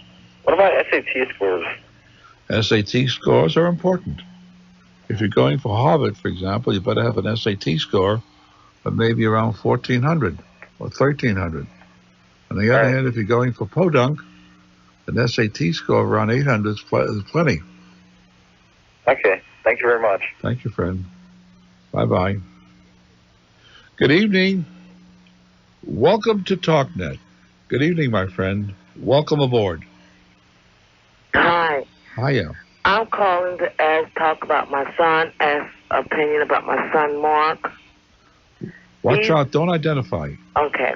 What happened to Mark? He's been getting into a lot of trouble for the last 6 months. How old is he? He's just turned 17. He's 17. And he's been in front of the judge twice. Right. And he promised me, he keeps promising me that he's not going to get into any more trouble. What's he charged with? Car theft, unauthorized use of a vehicle. Right. And he was working, and at that job, he borrowed a car, and again, he got into trouble. The judge told him before that if he comes up against him, he will send him away until he's 21. Right. Mark, he's my only child, and I love him so much, and I can't see him being sent away till he's 21. And I don't know what to do. Is Mark going to school? Yes, this is his last year. How is he doing in school? He's doing well in school. What does Mark want to do when he gets out of school? He wants to go into the service. Okay. Now you tell him the fact that if he does have a prison record, he can't go into service. Did you tell him that? Yes. He knows that. And why? And how does he explain it to you, Mother, that he's been charged with car theft? What does he do? He tells me he don't know why he does it, why he gets in trouble. I asked him, why don't we talk about it? Why don't you sit down and talk with me? Why don't you stay home sometimes and talk with me? And he says no. Because I fuss at him too much. But I only fusses at him when he gets into things that he shouldn't. Mother, where's Daddy? His father's dead. Mm-hmm. It's breaking your heart. He's hurting me bad. And probably he knows it. He acts like he has no feelings at all. How about the kids he runs around with? Well, the one guy I know that he runs around with, he's pretty good. The other guys, I don't even know him at all. Mother, I don't know what to tell you except to say Mark is probably rebelling right now, whatever it be. And Mark probably, if he keeps doing this, he'll be in trouble. The services won't take him. Nobody wants a boy with a prison record. And he'll be on the way downhill. Do you know whether Mark is into drugs? No, he's not. Are you sure? Yes, because when I took him for his physical, I asked the doctor to check that. The doctor said no. Yes. Let's hope a little bit with a lot of love and affection somehow or other Mark will make it. I have no suggestions for you at all except to say Mark is an age where many teenagers rebel. About 1 in 5, I understand, rebel the way Mark's rebelling. Mother, I don't know what to tell you. You have my sympathy. You know, politicians have a habit of blaming the previous administration for all their troubles and all their mistakes. But George Washington did not have that advantage, because that's the price he paid for being the first president. Good evening. You're on Talknet. Hi, Uncle Bernard. How you doing tonight? We're doing well. Oh, real good. I think I have a little problem, and I don't think I listened to your advice as well as I should have all along. But what happened? Well, we bought a home, or we think we bought a home. We put a contract in on a home at the end of January, and it went through the mortgage company and all at the beginning of February. And it was a buy down. They were buying us down to 8%. Very slowly. Let's take the facts. What price were you paying? Okay, we were paying originally $62,000 at 8%. $62,000. How much cash were you putting in? Well, we're going VA. We put $300 down for prepaid items. And therefore, you're getting 100% mortgage. Yes, sir. And buy down is what, 8%? Yes, sir. All right. Our real estate agent told us about that. Right. So where's have them buy you down to 8%. What was it at that time? 8.5? 8.5. Right. Well, anyway, what's happened is the seller and his real estate agent decided to rise the market. And obviously the market, didn't get any better. Yep. And as of Friday, our certificate came back Friday, I think, or Thursday. And discount points were up to 7.75%. And now he's saying, well, no, I'm not going that high. Even though the contract's written up and it's signed and all. So my real estate agent said, well, come down $3,000 more to 59 at 8.5. Mm-hmm. And, it should even out. Your question to me is what, my friend? Well, he doesn't seem to be too receptive to anything right now. Well, a contract is a contract. Mm-hmm. What are a contract cannot be broken unilaterally. It takes two to tango. It takes two to break a contract. And your contract is enforced, and you can have it enforced. By going to an attorney? Yeah, by taking it to court. Oh, okay. In other words, what would we be going to court for, though? What would we be suing for? You're suing to carry out the terms of the contract. Okay. In other words, he'd have to sell the house then. What's that? He'd have to sell the house then? You are going into, this is what's called specific performance. You're going in to get that house under the terms outlined in the contract. That's called specific performance in real estate. Okay. Thanks. I know you have recommended in the past, get yourself a real estate attorney. And we didn't do that. Uh-huh. And I listen to you all the time, but this was a good friend of mine. And I'm sorry, I should have done it. And I thank you so much for your show. Thank you. Thank you. Bye-bye. Bye-bye. My friend, our toll-free number coast to coast that you can call Bernard Meltzer is as follows, 1-800-223-4141. I welcome you to the program that brings your broad spectrum of fact and knowledge encompassing over 40 different professions and vocations. Good evening, friend. Welcome. Are you there? Hello? Hello, friend. How you doing? I'm looking for you. I'm fine. Well, I'm getting myself all mixed up because the numbers I read are not in sequence, so pardon me. Are you there? Yes, I'm here. I just was trying to explain why I was late on your call, that's all. Oh, that's okay. I have a problem. My husband and I are going through a divorce. Yep. And he's going to be spending some time in jail. Now, we own a home. It's in both of our names. Right. And I still have some stuff that I would like to get out of there. Right. Now, I was out there once, and I managed to get a few things, but he kept bothering me so much. Your hubby is living in the house? Yes, he's got the house right now. I was forced to move. And when is he going to jail? Something he sexually abused my daughters. In other words, when is he going to jail? Okay, tonight is his first night. I mean, it's 10 weekends he's got to spend in jail. A question. The deed is in your name and his name? Yes, it is. Okay. Now, I would like to know if while he is in jail, if I could go out and get some more of my stuff. Why can't you? It's your house. Well, I didn't know if I had the right. I didn't know if he had to be there or... It's your house. It's my house, too. That's what I thought. See, but he's changed all the locks and everything. So you break the lock. So I'd have to break in, but I wouldn't get in trouble. It's your house. I was worried You're forgetting one thing. It's your house. Yeah. You have a right to go back in your house unless there's a court order that says you have to stay out. No, there isn't. Okay. Then I can go out and get it. It's your house. All right, I just wondered because I didn't want to You get in forget any about trouble. that. Huh? You forget the statement I've just made and repeated 5 times. It is your house. Yeah, it's our house. Okay? Okay, thank you. Thank you. Bye. Bye-bye. I am Bernard Meltzer, and this is Talknet.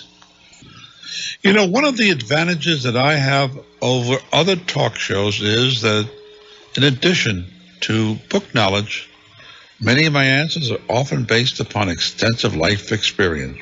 And I tell you that nothing equals the knowledge that does come from life experience.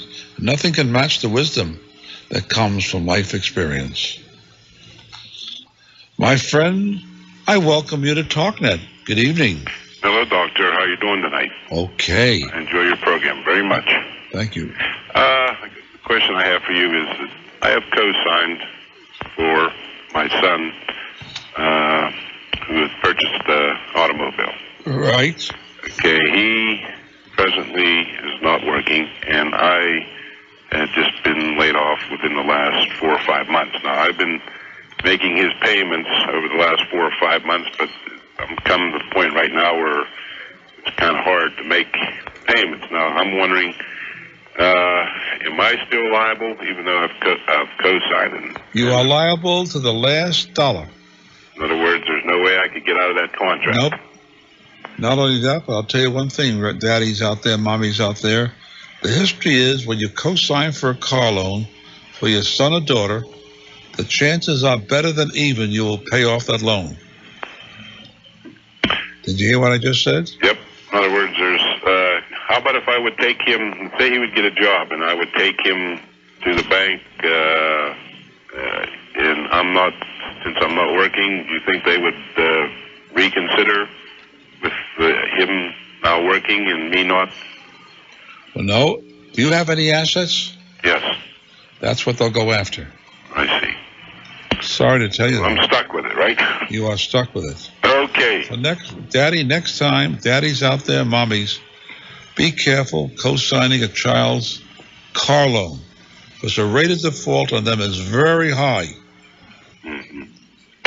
Okay, sir. Thank you very much. Bye-bye. Bye. Good evening, my friend. Welcome to Talknet. Are you there? Hello, Dr. Meltzer. Yes, my friend. About 8 months ago, we had moved into a new tract. The land adjacent to us was vacant, and prior to purchasing, we had asked the developer, as well as the real estate people, what is going to happen to the hill that was behind us, because we were concerned about our privacies and our views.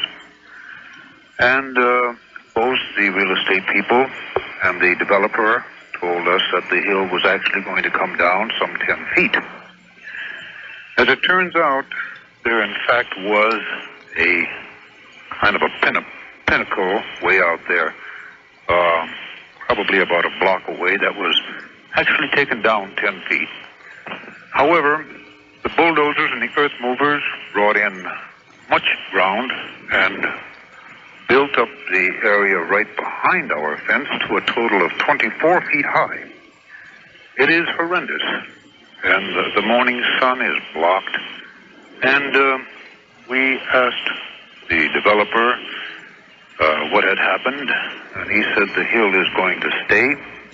We said we felt betrayed. We had asked you prior to purchasing, and this is a misrepresentation. Mm-hmm.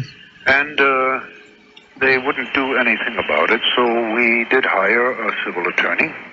And the attorney turned out to be, after about a month or so, quite a lax attorney. And what kind of attorney? I beg your pardon? What did you call the attorney? A civil. Yeah, but what kind of attorney? Lax attorney? Yes, he turned out to be kind of lax on the job. He wouldn't answer our phone calls. And when I say us, there are 10 homeowners in our development who are involved. We all had gotten together and put in. I have a question. What has it done to the drainage? Has it been dumping water on your land? No, sir, there is nothing like that. It merely obstructs the view, and it also, we think, is going to devalue the homes here in the lower part because it's 24 feet higher than we are. Right. It's very horrendous right next to us. And so from the civil attorney, we went to the district attorney, who is a criminal lawyer. And what happened? And he wants to mediate the case and thinks that it is a fraud case, but by being a mediator, he will just have us somehow satiated. And how do you feel? We feel pretty badly about it, Doctor. Well, you see, you have a problem here. Let me tell you what's involved here. You see, there was an approved plot plan. Yes. An approved plot plan probably showed that hill behind you. Which, of course, your answer is, I don't know how to read a plot plan, and nobody showed it to me. Understand? You're right. So I would say what your case is involved is the fact that the fraud is you not being a trained engineer, you did not know how to read a plot plan, and also you not being a trained engineer, you didn't know a plot plan was available, a contour plan. So therefore, what your whole case is, as I see it, what did you pay for the house? Paid $124,000. Okay, let's say 124. You get yourself a real estate appraiser who will say, look, the fair market value of the property with unobstructed view is 124. The fair market value of the property with an obstructed view is only 100. Damage 24,000. This is your case. And this is what you sue for. I doubt if there's a criminal charge involved here because of the fact a plot plan was available for examination. Understand what I just said? Yes, I do. So I've been, in my lifespan, I've been through many cases like this. I see.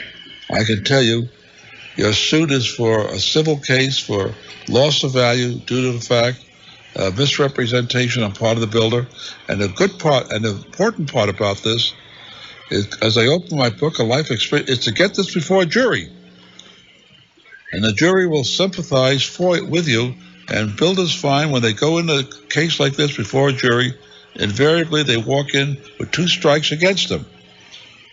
So that's my explanation to you, my friend. Doctor, what about a demur? Have you ever heard of a demur? Yeah, but I've got to go now. Oh, I see. I'm sorry. Thank you. I apologize. That music is a signal that says you've got to get off in at least 20 seconds, otherwise we hit you over the head. Our phone number coast to coast is toll free, 1-800-223-4141. I'm Bernard Meltzer, and this is Talknet. Someone to talk to with something to share. Someone you know who will always be there. Tune in, turn on, Talknet. We care.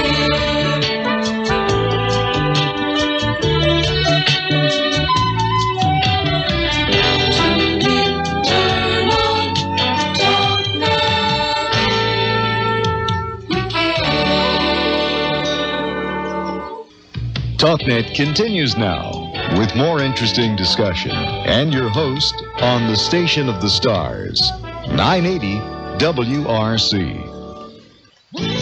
Someone to talk to, something to share. Someone you know who will always be there. Tune in, turn on, Talknet. We care. Hi, I am Bernard Meltzer, and I'm your weekend host on Talknet. And thank you for joining me here tonight.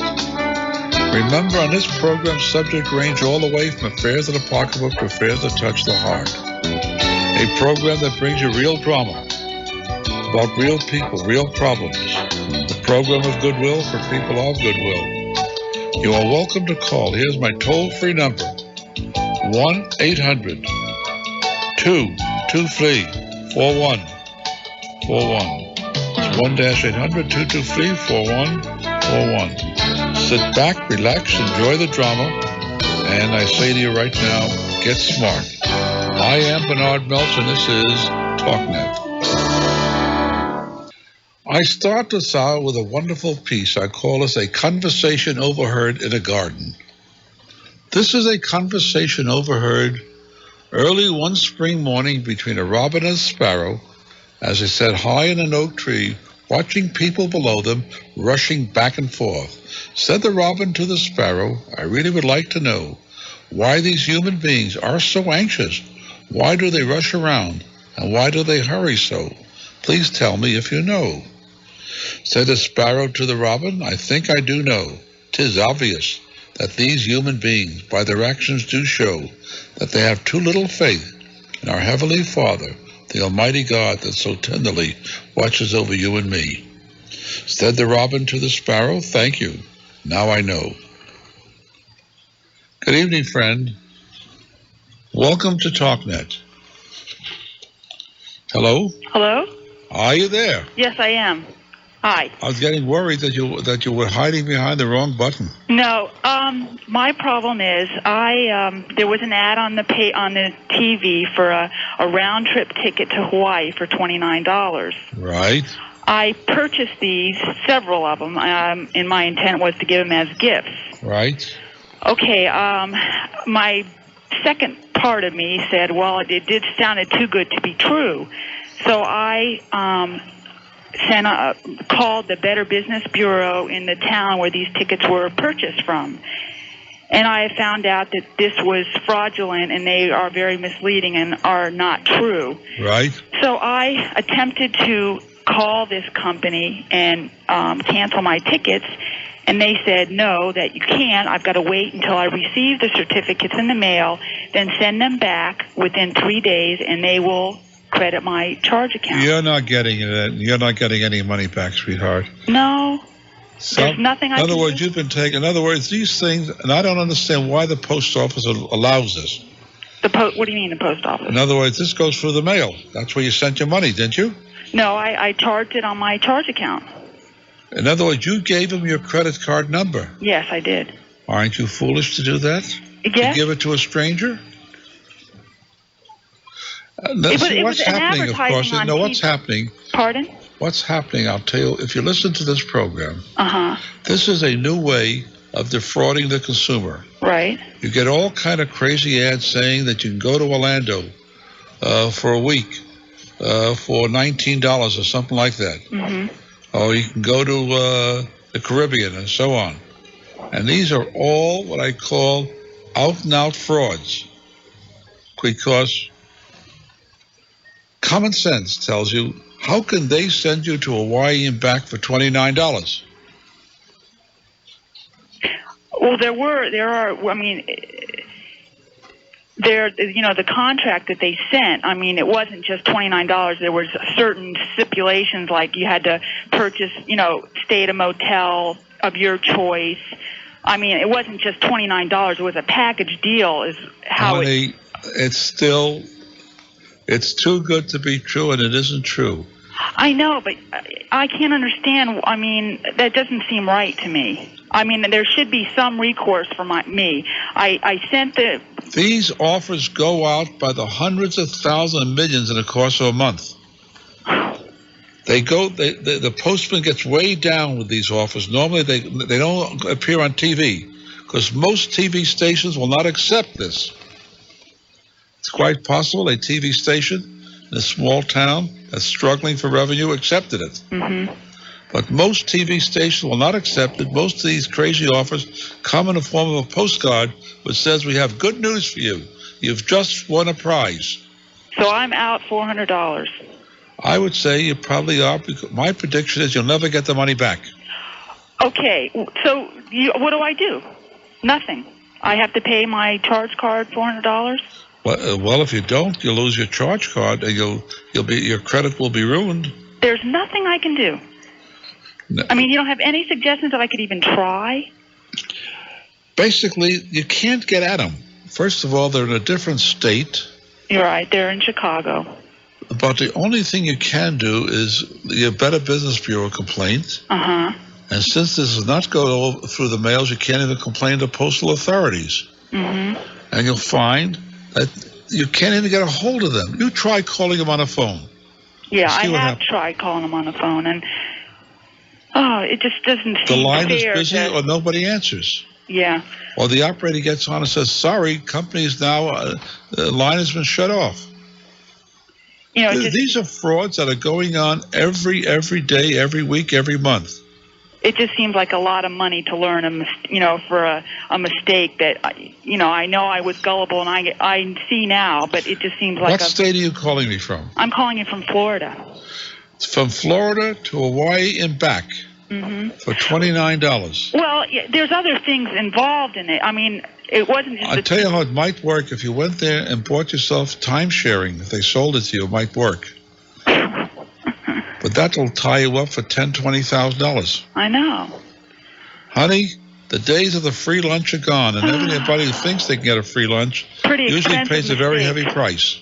Pretty expensive mistake. Well, theoretically, you can get back at them, but try and get back at them. You'll find you're dealing with a bunch of snakes that disappear and wiggle away. Yeah. Sorry. Okay. I am Bernard Meltzer, and this is Talknet.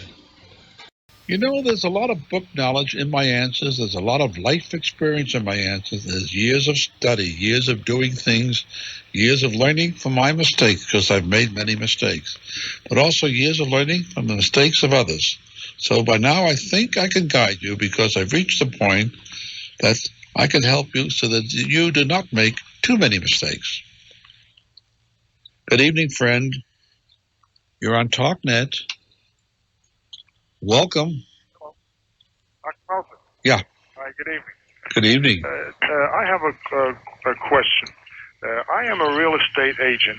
My license is with a broker. In order for me to sell property, to show it, I have to have my license with a broker. Correct. Now, the broker requires me to be in a certain time in the morning, like 9 o'clock in the morning, to answer phone calls during the day. Right. And I have to be there at least 5 days a week. Right. He requires me to be there 5 days a week.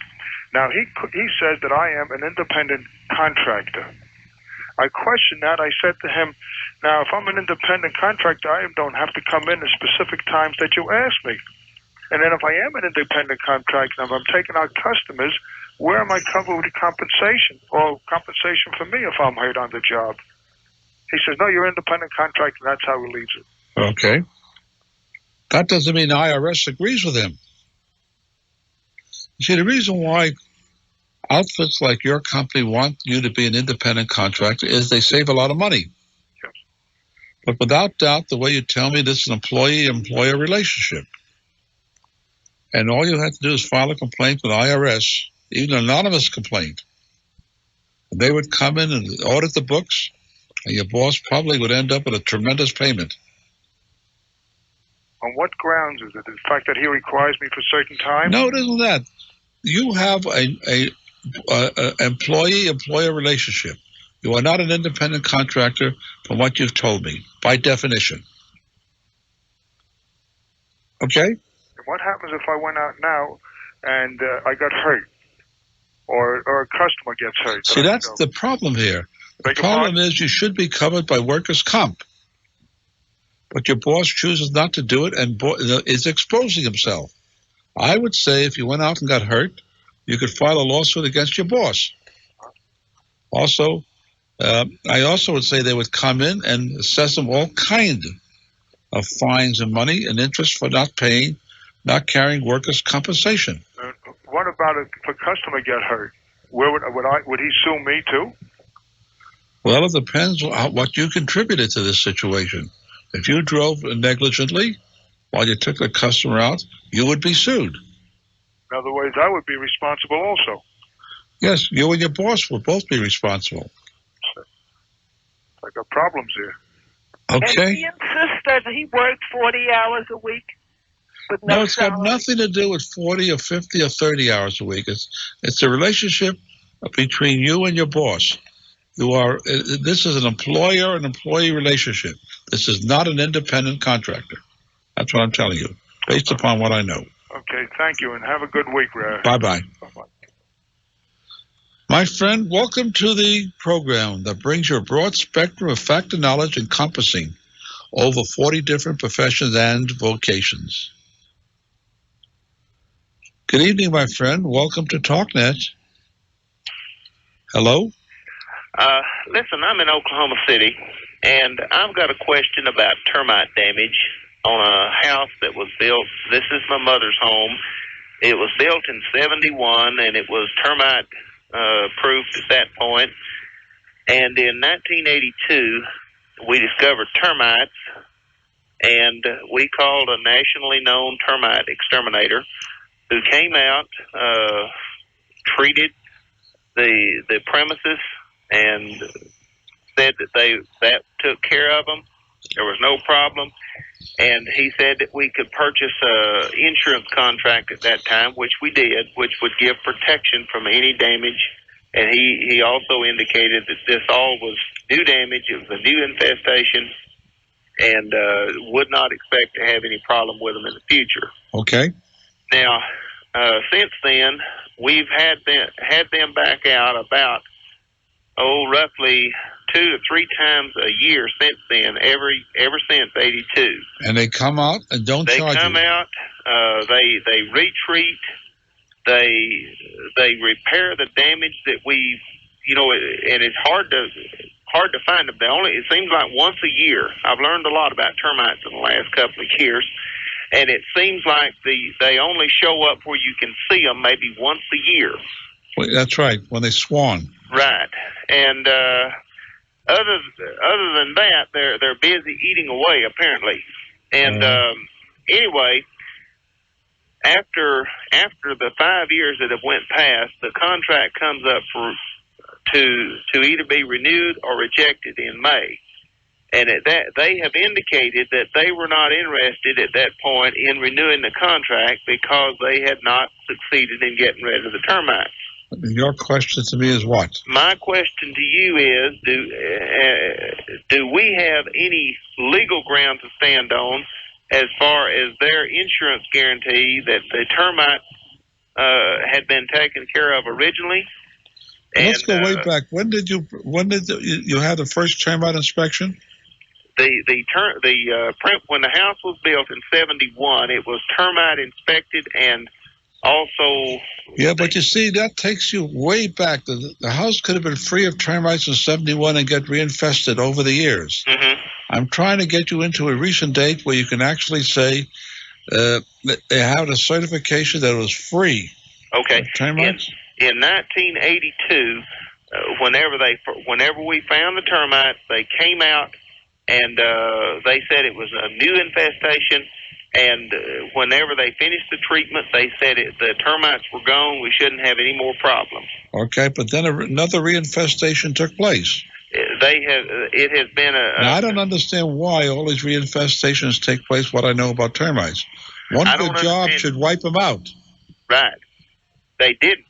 They have recurred every 2 to 3 times a year. It's quite you've got, see, when your house was built, they buried a lot of lumber on the ground. Right. It might be that is a source of reinfestation time and time again. So therefore, I can't give you an answer to the question you ask. But you see, what you should do is call in a second opinion. Call in a termite expert and ask that expert this question. Why is it when we treat it, we can't get rid of them? Why are they always coming back? And if you give me that answer, I'll give you where the legal liability is. Okay. Now, one thing that the reason this all came to a head is a couple of weeks ago while I was working on Mother's furnace, I discovered some two-befores that sat on the slab, and this is a slab house. It's not a frame or not a pillow house. Yep. The two-befores that the studs are sitting on have been eaten completely up. This is something that's never been done. No, that's quite common. When you put lumber directly on a slab, the termites come through cracks in the slab, and this is the way they go back to the ground to get water. Right. Get moisture. This is not the right way to build, but it's done all the time. If you were asking me whether you have a case against a builder in the year 1987 for a house that was built in 1971, I would say no. Okay. Thanks. Thanks. My friend, welcome to the program that does help you cope with life. Good evening. Welcome to Talknet. Hello? Hello, Bernard. Yes, my friend. Hi, how are you? Yes, welcome. I'd like to ask you a very important question. What's that? And it's a slight problem I have with my license. Okay. Your license? Yes. What license? My driver's license. What's the problem? Well, my license got suspended about a year and a half ago. Yeah. Okay, and the reason why I got suspended is because I failed to answer a summons. Right. Okay. Now, I finally cleared that up, and I was found innocent on the summons. Right. Okay.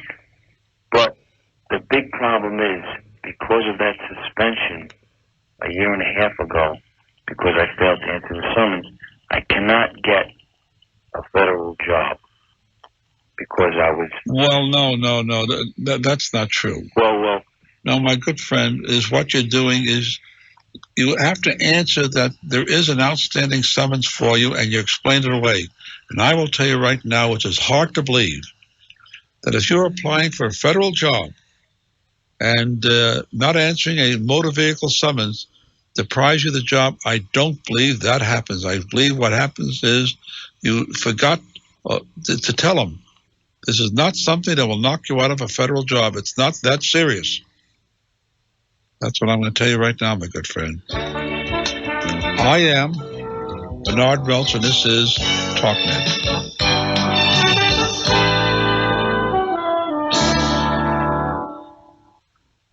Please think of me as a friend. Yes, your friend, a friend to lean on when you need help. When the world's kind of closing in on you. When you are depressed, when you need answers, because I will try very hard to be your friend. Good evening, friend. Welcome. Dr. Meltzer? Yeah, friend. Hi.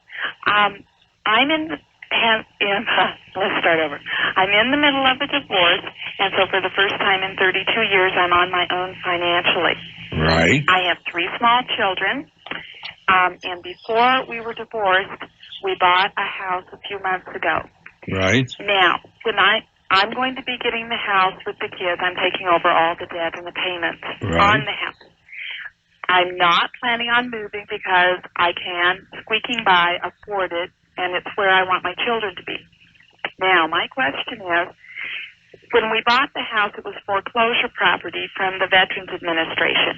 Right. So it was tax assessed at $77,000, but we bought it at $65,000. Right. Now, in the mail last week, I got a notice from my city assessor that the land or the property has been revalued at $65,000 because that was the purchase price recorded. Right. I'm not planning on selling it, but I'm not sure it's not going to hurt me in the long run if I don't. Oh, no, honey, Don't forget argue about that. this. No, honey. Listen to Bernard Meltzer. The assessed value of the property has very relationship to the sale price. Okay. It said on my card, tax assessed at 100% of property's value. That's right. The reason why you're now assessed at $65,000 is because that's what you paid. Okay. And the best evidence of fair market value is $65,000. And what you paid me. Now, And therefore, a year from now, you can sell it for 90 or 100. It doesn't matter. okay. So if I find that I can't afford it and I want to put it back on the market, do I have to have it revalued? No. Okay, so I can just list it at $77. I have put $10,000 worth of improvements into it, so it's definitely up to the same value that it was. I want to tell you, in almost all cases, the assessed value of the property has little to do with its fair market value, which is what you're looking for. Theoretically, both of them should be the same. Practically, it is not. Thanks. Thank you. You know, if you're the kind of person who's always criticizing your friends and have nothing nice to say about them, then it's obvious that either you've picked the wrong people for friends, or maybe the fault lies with you. You criticize too much and praise too little. Good evening, friend. I welcome you to Talknet. Hi, how are you tonight? Okay. I have a problem, and I don't know what to do. I hope maybe you can give me some advice. I don't know. I live in I'd say a lower middle class to middle class neighborhood. I have a nice, average middle income house. Okay. And there are some next door neighbors that I'm having some problems with. I've always gotten along with them fairly well. The past few weeks there has been just tons of people coming and going. It's like a used car lot. There's cars parked all over the lawn. Why is this true? Well, there's a single owner, and I guess she just has a lot of friends or is doing something that I'm not aware. I don't know what she's doing, but there are a lot of people that just come and go. Maybe she's selling drugs. Well, that occurred to me. I don't want to get involved as far as, what I'm trying to say is I have 2 young kids, and I'm scared to say anything because I kind of fear, I fear what might happen to my children. I don't know if they would do anything if I called the police or anything, but like I timed a half-hour period one evening. There were 8 cars or groups of people that came, and they would go in for a few minutes and then leave. And my good friend, if you're afraid to complain, what do you want done in this case? Well, I'm curious. Is there any legal action I can take? You can take all kind of legal action, but in each case you have to complain. You have to get a lawyer, go into court. But you don't want to do this. Yeah, I guess I am scared, but it's like it's turned into a used car. Therefore, you have to suffer in silence. Do you think I really should go complain? Well, that's up to you. No, and I'm not telling you. Yeah. See, one of the big problems about complaining in a situation like this, it appears to me that you're dealing with, quote, questionable people. Very questionable. And in the year 1987, we brought the laws around that we protect the guilty and we don't protect the innocent. And therefore, you'll find that probably if they want to get back at you and vandalize your property and break your windows, do a lot of other things, you'll probably find yourself helpless. Okay, because the police will not be able to protect you. This is America in the year 1987. Right, I understand that. I guess my biggest problem is my husband and I are planning on selling our house in about 1 to 2 years when I finish school. I have another year left.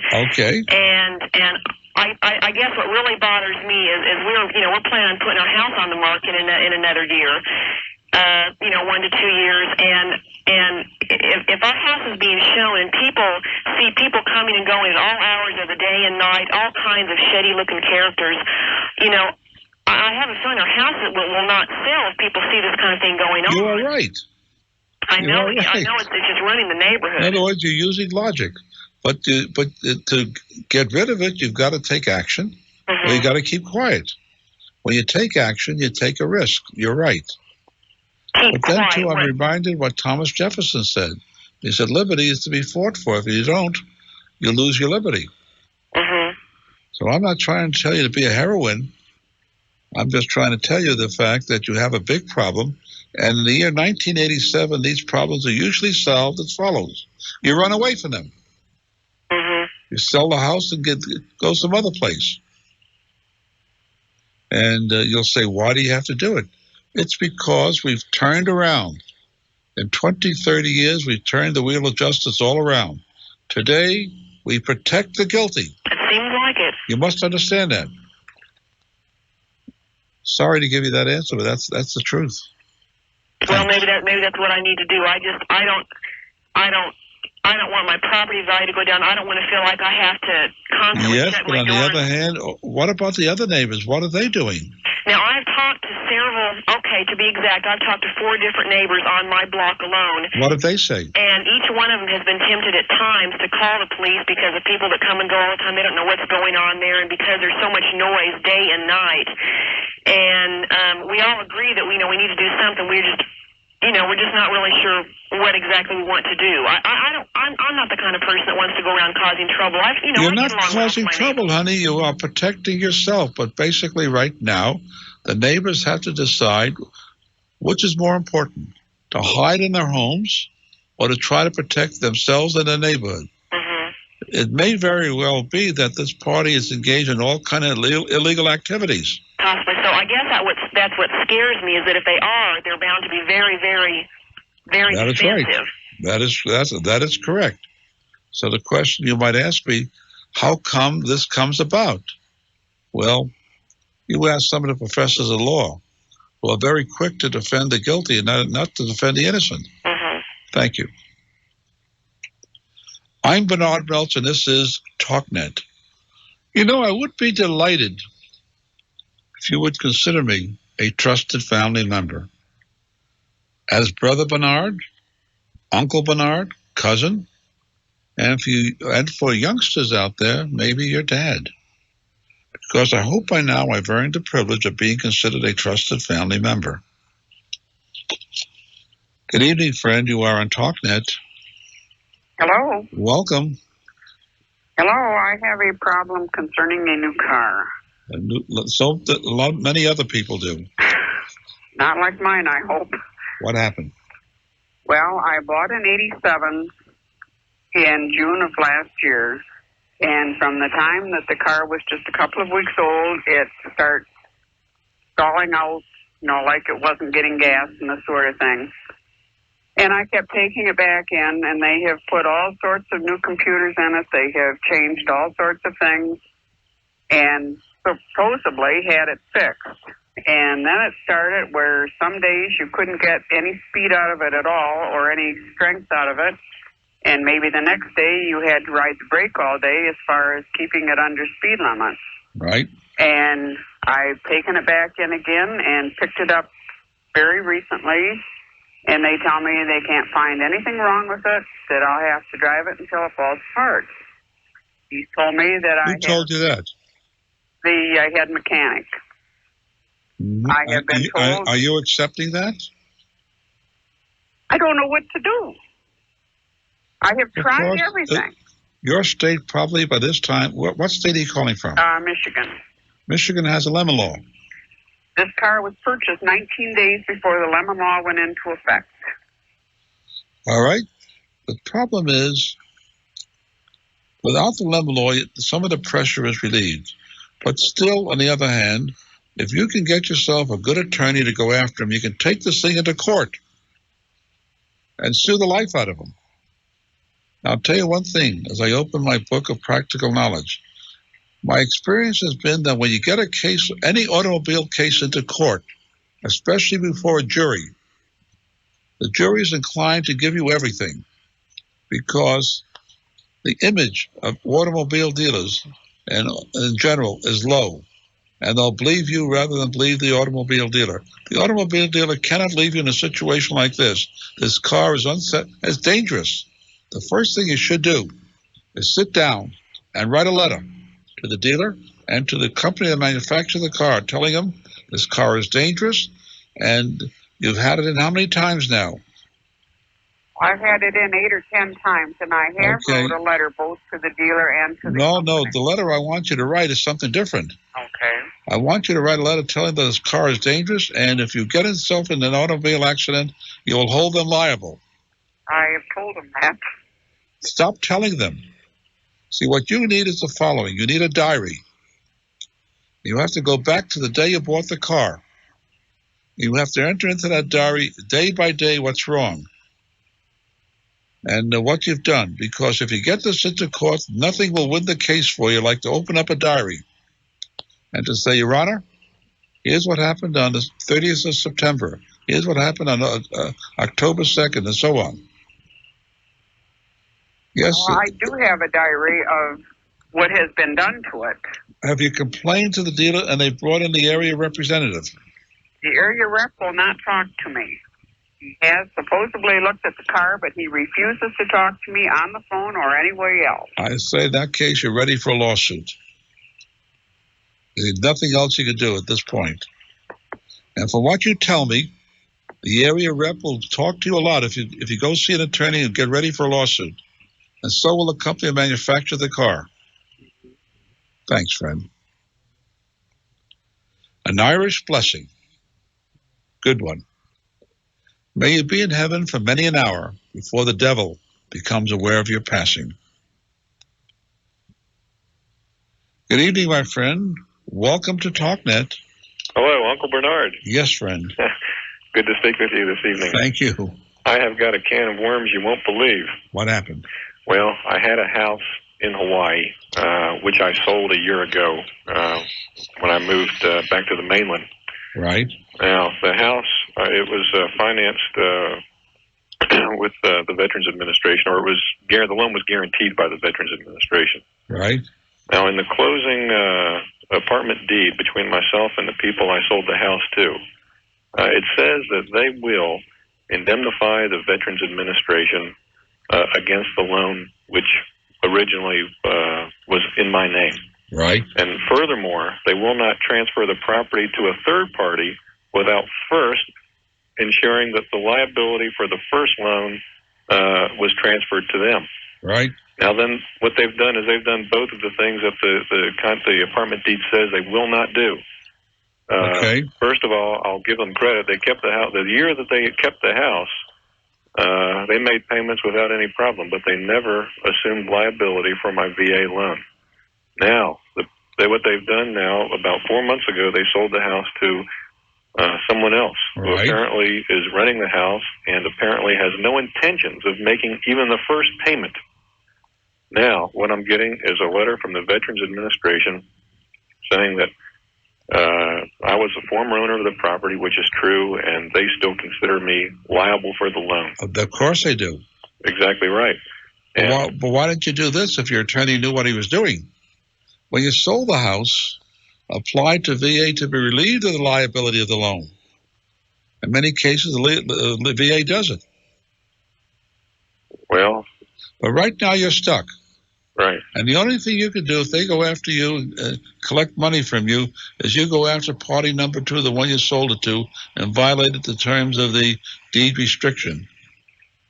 Well, I guess that's an option, but talking with some friends, some folks say, well, maybe Hawaii has a homestead law and they'll give all their assets to their kids and, they won't have anything. No, this has got nothing to do with it. This situation is a fact that you are still liable.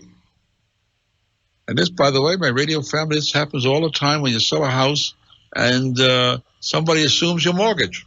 Uh-huh. Whether it be VA, FHA, or any other kind. On any assumption, that's the case. That's the case, unless you get permission from the lending institution to be relieved of the liability of the loan. Okay. What do you think about, now, if it does go to foreclosure, would it be in my best interest to attend the foreclosure hearing? And maybe buy it in. To maybe ensure that there aren't any low bids, just to help further protect myself. You're right. Because if it goes to foreclosure and the VA, Uncle Sam loses money, these days they go after you. Okay, but do I have a right now to regain the title back to that house? Well, you have a right to, but it would be a major lawsuit. The amount of money required to win that lawsuit in time would be a long drawn-out process. Is that right? Yeah. Thanks. Well, one last question. How can I ensure, see, the house is in Hawaii, how can I ensure that they notify me if there is going to be a foreclosure? That's a good question. Because I think all they have to do is put an ad in the paper, and that's kind of tough when you're, 5,000 miles away. Well, somebody's going to have to watch the newspapers, and also, why don't you get in touch with the sheriff's office there to ask them specifically to notify you this property comes up for foreclosure. And they'll do that. And also ask the VA. The VA also. Right. Thanks. Okay, thank you, Uncle. Bye-bye. Right. I am Bernard Meltzer, and this is Talknet. And now let's get back to the conversation with your host, Bernard Meltzer, on your Station of the Stars, 980 on your AM dial, WRC. Words of wisdom. And it says, when you're old enough to know better how to keep out of trouble, by that time you become too old to get into much mischief yourself. Good evening, friend. Welcome. Hello. Yes, friend. Yes, Bernard Meltzer. Many years ago at Kennedy Airport Hotel, I heard you on a seminar. Ah. Oh, better than 10 years ago. This is my problem. What's the matter? September 29th, on a flight from Phoenix to New York on an airline, the stewardess spilled the main dish over me, the hot dish. Right. All the liquid and my dress, my wristwatch, my bag, everything was like messy. Right. When I had to change planes, it took me an hour to clean up. It was a terrible, messy job cleaning up. Right. When I came back, they took my name and whatever, and they were going to, I would hear from them. Right. And the stewardess says, in case you don't, just, send a little letter to, and I did. And I didn't hear from them until November. This was September 29th. September to November. Right. And I sent them, our letters crossed, and finally somebody wrote me that unless they have receipts and they have the things, they cannot help. Unless they have what? My soiled dress, the bag, my wristwatch, whatever I claimed. Yep. They want to what? Look at it? They wanted to look at it because their well, let them come and see you. Would do a better job. Yeah. Well, then they sent me December, the end of December, I got another letter and said I could send it with their airline. Because Honey, I had written them about the... You don't give away the evidence. Oh, well, what happened was I let I let them pick up the bag. Hello? Yep, I'm listening. I let them pick up the bag. I put all things in the bag. And again, I don't hear from them. They sent me a round-trip ticket on their airline. I sent it back to them, and I said, you make no mention. Honey, how much are you claiming? I didn't claim anything. I just wanted replacement. I said, well... No, honey, you can't ask for replacement. They're not going to go out and buy you a dress. But what you can claim is money damages. Mm-hmm. And this... Well, the last letter I wrote them, which was, I'd say, about a month ago, I claimed, I put down a list for each thing, and for my problems, my personal problems from it, I said about $1,500. Okay, in other words, you're asking for $1,500. And I got no reply again, because every letter takes 3 or 4 weeks, honey, so I get an answer. First of all, you should have filed a claim when you got off the plane. All right, now. Right down there. And you should send them a letter telling them what was damaged and the value of what was damaged and add it up, and that's what your claim is. Mm-hmm. And otherwise, if you can't make it, take them in a small claims court. Yeah, but they took the things, and well, they you should finally wrote me a letter that it went to the salvage department. Yep. So and they can't recoup it. That doesn't mean you're not entitled to damages. That means they're in a weaker situation. Now they can't refute your claim. What you've got to do, honey, please listen to me. Yeah. You've got to sit down and send them a letter, certified mail, return receipt requested. Mm-hmm. In the letter, you tell them the story, what happened. You tell them what you wore that day and what the value was, what you paid for when you bought it, and what is the value right now. Add it up and then enter a claim. If they don't do anything about it, in the letter, tell them you'll wait to hear from them. You'll give them 2 weeks. If you do not hear from them in 2 weeks, write letter number 2 and say, I wrote to you. You didn't answer. This is letter number 2. This is last chance. If you don't answer this letter, I will enter a claim against you in small claims court. And if they don't, take them in there. Where do you live, in New York? Right. You could take them into the tune of $1,500. But their office isn't in New York, it's, you know. The airline has offices in New York where they can be served. I see. Thanks. In other words, to the airport that I came in on. That's right. Right. Thank you very much. Bye-bye. Bye-bye. I am Bernard Meltzer, and this is Talknet. My friend, welcome to Talknet. Are you there? Hello. Yes, friend. I have a question concerning some stock that we own. Right. In a company that's in the process or involved in a buyout now. Okay. And I'm wondering, they've tendered an offer per share, and I'm wondering what happens if I make no decision to act on it, just leave it there and see what becomes of it. What becomes of my stock? Your stock is, in other words, the offer to buy out probably says we will buy all stock to, let's say, 60% or 70% of the company's stock outstanding. If you don't offer it, then you're part of the part that is not still outstanding. You're still a stockholder, but right now I would say in cases of buyout like this, my experience has been when they make that offer, the stock is higher than it will be for many years to come. So my suggestion is, when you're involved in a major buyout like this, you probably will do better by selling. On the other hand, you have a perfect right to keep your stock. I must go now, my friend. 8 thoughts, because the clock said, Bernard Meltzer, you've got to call it quit. Tonight, when you're ready to go to bed, my suggestion is empty your mind and empty your heart of all unkind thoughts. Gently close your eyes and think of all the good things that did happen to you today. Then sleep secure in the knowledge that a merciful God, a loving God, watches over you. My radio family, all I want to say, thank you a bunch for the nice thing you say about the program.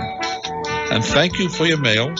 You're welcome to write to Bernard Meltzer, care of the station you're listening to now, care of Talknet. And my name is spelled M-E-L-T-Z-E-R, Bernard Meltzer. To each and every one of you, I say right now, I'll be back tomorrow, same station, same time. Thank you. God bless you. God keep you. I'm Bernard Meltzer. This is Talknet.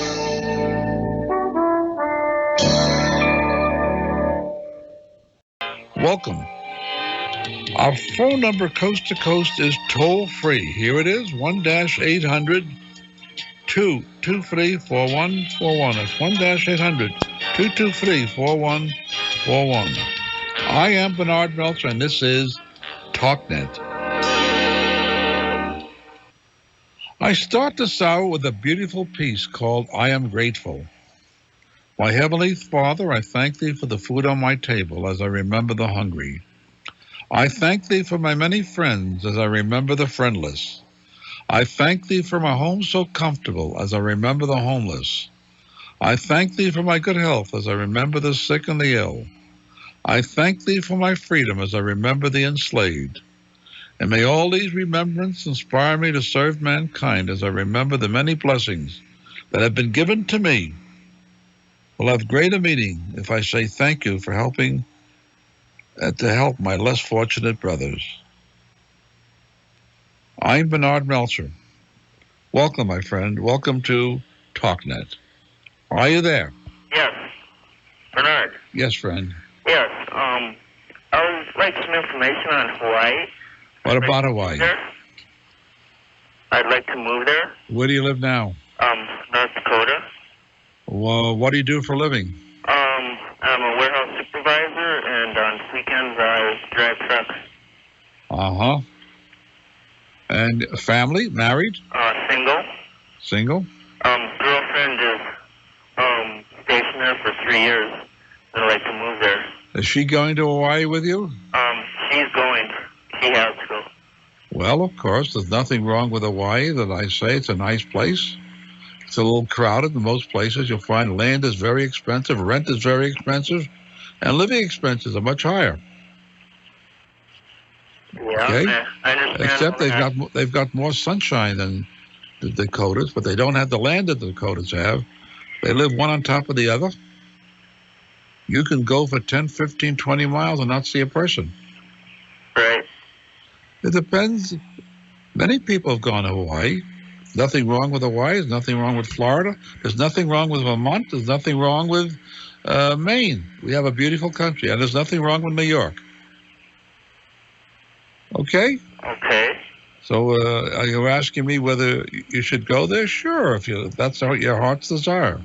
Yeah. But you'll find your troubles go with you. Okay. If you're having trouble in the Dakotas, you'll have trouble in Hawaii. No, I have no problems here. In that case, you'll be happy in Hawaii. Okay. You and your girlfriend. So you wouldn't think I'd have any problems finding work? You'll have a lot of problems finding work. I would. Yep. Okay. Because the type of work you do is very low paying in Hawaii. It is. Yep. They have a lot of docks, right? Like they'd be in Pearl Harbor. Yeah. What about it? I was wondering if I could there'd be forklift activities and things like that. Well, yeah, they have work for people like you, but on the other hand, the work is not too plentiful. Uh-huh. It's because a lot of people like you are flocking into Hawaii, and you'll be an outsider for a long time, but you and your girlfriend can live there very happily ever after. Uh-huh. You ever intend to get married? Pardon me? Are you intend getting married when you get to Hawaii? I suggested that. And what does she say? She'd like to wait. Aha. Said she may be going to Italy After Hawaii? Pardon? I say she's going to Italy after Hawaii? That's what she had planned. Your girlfriend wants to do a lot of traveling. Yeah. Lots of luck, friend. Call me from Hawaii. Okay. Thank you. Thank you. Bye-bye. My friend, welcome to the program that brings your broad spectrum of fact and knowledge encompassing over 40 different professions and vocations. Good evening, friend. You're listening to Talknet. Welcome. I enjoy your program, and I listen to it every weekend. Ah, thank you. Okay. Are you going to Hawaii, too? No. Where do you live? In Houston. Houston? Mm-hmm. In Texas. I know it's in Texas. You never were? I say I've been there a number of times in Houston. It's a beautiful state. It's a beautiful state, that's right. It really is, And Houston is temporarily depressed, but they'll be out of it very quickly. Oh, well, I hope so. What can I do for you? Well, look, Dr. Meltzer, we're having a little dispute with the property line between neighbors. The fence was put up in 1948. Now, we didn't put it up, nor neither did the people that are living there now put it up. Right. They moved there in 1953. All right, now, all of these years, this fence line out to the street has been the property line. If he mowed first, he honored it as a property line, and if we mowed first, we honored it as a property line. Right. Okay. But they've always accused the lady on the other side of having a foot of their ground. So about a year ago, 2 or 3 years ago, they started putting flower beds in the front, and they kept moving over till they got that foot. Of course, the fence was up in the back. So this past year, she decided that, she better get it straightened out. Yep. So she called a lawyer out. He measured it, and actually it was 6 inches, not a foot. She called her lawyer? Yes. And her lawyer measured it? Beg your pardon? The lawyer measured it? Yes. How did he know what to measure? Well, she had a book that has all of the sizes of our lots and everything. Okay, go ahead. So he told them that they'd have to move the flower bed. So he thought maybe that would, settle things. Right. So then on a few days later, they had it surveyed, which they should have had it done 33 years ago, instead of accusing this lady all this time of having the property. So, but anyway, they had it surveyed, and they found that it was 6 inches on her side and a foot on my side. So they've got a stop now in my front yard. And they also are wanting the backyard where the fence has been up since 1948. And your question to me is what, my friend? I can't. Well, what can they take that property, sir? Oh, they might very well, because when it goes back to 1948, that's almost 40 years ago. And if that fence has been up defining the property line for 40 years and it's been up openly, adversely, and so on, it might very well be that you have got a new property line based upon adverse possession. Well, but I don't know if that's the case, because somebody will have to sit down and trace the title, and that's what your lawyer should be doing. Mm-hmm. Well, see, it's actually their fence. They didn't put it up. No, it doesn't matter who put it up, honey. Uh-huh. If the fence has been defining the property line now for 40 years, Yes, it has. there's a good chance that the extra land can now be claimed by adverse possession. Mm-hmm. But that takes a court trial. That takes a lot of money. That takes a surveyor to make a new survey, a lot of other things. Mm-hmm. But whether you've lost the land or gained the land depends on a lot what happened in the chain of title. And your lawyer would have to trace that, friend. I'm Bernard Meltzer, and this is Talknet. Yes, our toll-free number is 1-800-223-4141. The past cannot be changed, and it's gone. It's part of history. We know that. The future, however, is in your power. You have the power to mold it for good, for service for yourself, and for the good of mankind. Good evening. You're listening to Bernard Meltzer. Welcome aboard. Hello. How you doing, Dr. Meltzer? We're doing all right. Pleasure to talk to you. Thank you. Okay, I have a small problem, but I hope you can help me with it. I made an agreement. I have a bus. I made an agreement with the gentleman to park the bus on his lot. You own a bus? Yes. And you made an agreement to park the bus on a gentleman's lot? Yeah, it was a verbal agreement. Verbal agreement. And indefinitely. And he was part owner in the lot. And the other owner, who has more, more interest in the lot than he does, came along maybe 3 months later, and after I called to check on the bus to say that I owed him rent from the day that I moved the bus there. Right. So what I would like to know would I be legally binded if I had the bus towed off the lot now, since he does not have a lien on the bus, or I didn't? Well, if you want to take the bus off, take it off. But on the other hand, you still owe him rent. I still owe him rent? Yeah, but on the other hand, many person can remove the bus is mobile. If remove it, then fight about the rent if that's what you want to do. Okay, but what I'm saying is we never made an agreement about paying any rent. The agreement was with the other owner that I could park. Well, that's your defense. On the other hand, he would say you made an agreement. In other words, all this is verbal, remember. Okay. Nobody knows what anybody said. Okay. And people in verbal agreements have a short memory. Okay. But I would say get the bus off the land before you find yourself unable to remove it. Okay. All right. And then worry about the rent. Okay. Thanks. All right, thanks. Bye-bye. My friend, welcome to the program that helps you cope with the problems of life. Good evening. I am Bernard Meltzer. Welcome aboard. Hello. Hello.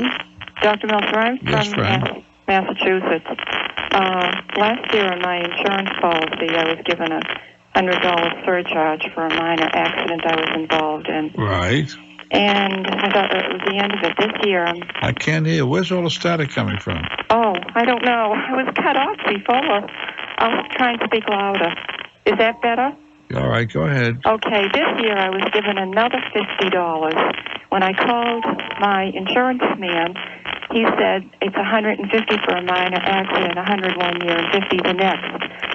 And I said to him, I heard I could appeal this. And he said, well, you should have done this 2 years ago. He said, it's too late now. But is it too late if I wrote to the commissioner? Well, I don't understand why you're being surcharged, because why don't you go to another insurance company? Really? I could do that? Of course you can. Oh, I thought this was set by the state commissioner. Not that I know of. Not the insurance company. That's why I may be wrong, but I don't understand what's going on there. What? Well, in Massachusetts, apparently, if you're involved in a minor accident and the insurance company pays for the repairs were about $1,000. Well, if you're involved in an accident, any state, the insurance company pays for repairs. Yes, and then they hit you with a surcharge in Massachusetts. Well, they hit you with a surcharge because in most cases they cancel your policy or they raise the premium. So I don't understand the surcharge. I plead not guilty. Okay. Thank you, friend. Good evening. Welcome here to Talknet. Are you there, friend? Hello? How you doing? We're doing all right. How's it going, Bernard? How am I what doing? Oh, I just said, how's it going? But doing well. The thing would happen. Where are you calling from? Atlantic City, New Jersey. Atlantic City. It's not snowing down there, is it? Oh, no, it's not. The thing would happen to me was I was in a motorcycle accident where I crashed my Harley, died 3 times, was in the hospital for 6 months. Right. And through my union, I have medical insurance, right? And I maxed it all out, left me with a bill for like $50,000. Right. So I declared bankruptcy. It was either that or be broke for the rest of my life. So I declared bankruptcy to get rid of it all. But the thing is, I was interested in buying a house. What do I have to do to get my credit straightened out? Well, that won't help your credit. The chances that'll hurt are very bad. Well, my lawyer said, when I was doing it, he said, you've been alleviated of all your debts. You're legally not allowed to declare bankruptcy for another 6 years, so as long as you make a decent buck, you're not such a bad credit risk. Well, you see, your lawyer gave you information, by the way, he should not have been giving you. He had a vested interest because he was going to put you in bankruptcy and get a fee. Right. And he gave you credit information that he knew nothing about. Oh, I see. The record of that bankruptcy will follow you for 7 years. But that doesn't mean you can't get a mortgage. Oh, no. Well, you can sit down. Very often people like you can get a mortgage if you have a good record, have a good job, and you can explain away the bankruptcy. You see, the thing is, it wasn't for me having any bad bills or anything. It was all from my hospital bill. I understand that. That's what I'm trying to say. The chances, are you working now? Yes, I am. What kind of work do you do? Electrician. What do you make a week? $560. All right, so I would say if you want to buy a house, you probably can. But what you've got to do, when you apply for the mortgage, you've got to sit down with a mortgage officer and explain away how the bankruptcy came about. Right. Okay, then you're all right. Okay, thanks a lot, then. Bye-bye. No vision and you perish. No ideals, then you lose your way. That's why your heart at all times must cherish some faith at any cost. A thought for the Sunday. Good evening, friend. You are on Talknet. Hi. Welcome. Thank you. I wanted to ask you a question. About 5 years ago, I got a legal separation from my husband. Right. At the time, we owned 2 properties.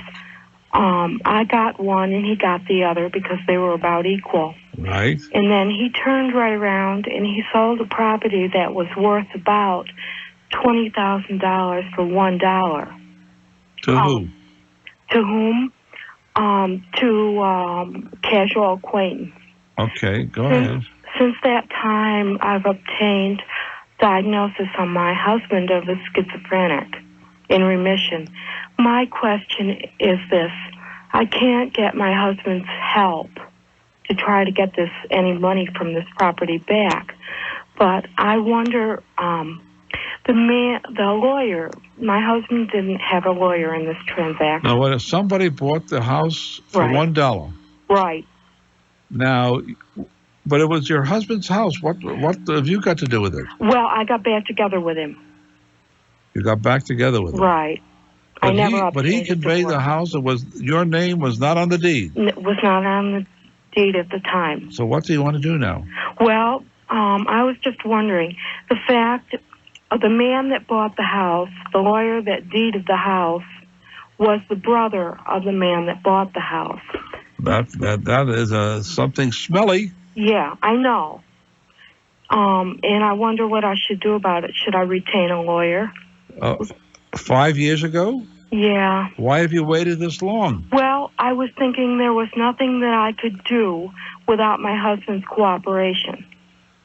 You better go see a lawyer to find out what we call a statute of limitations. I think the statute of limitations on what you're talking about is 2 years, but it may be 6 years in certain states. So I'm saying to find out. I'm Bernard Meltzer, and this is Talknet.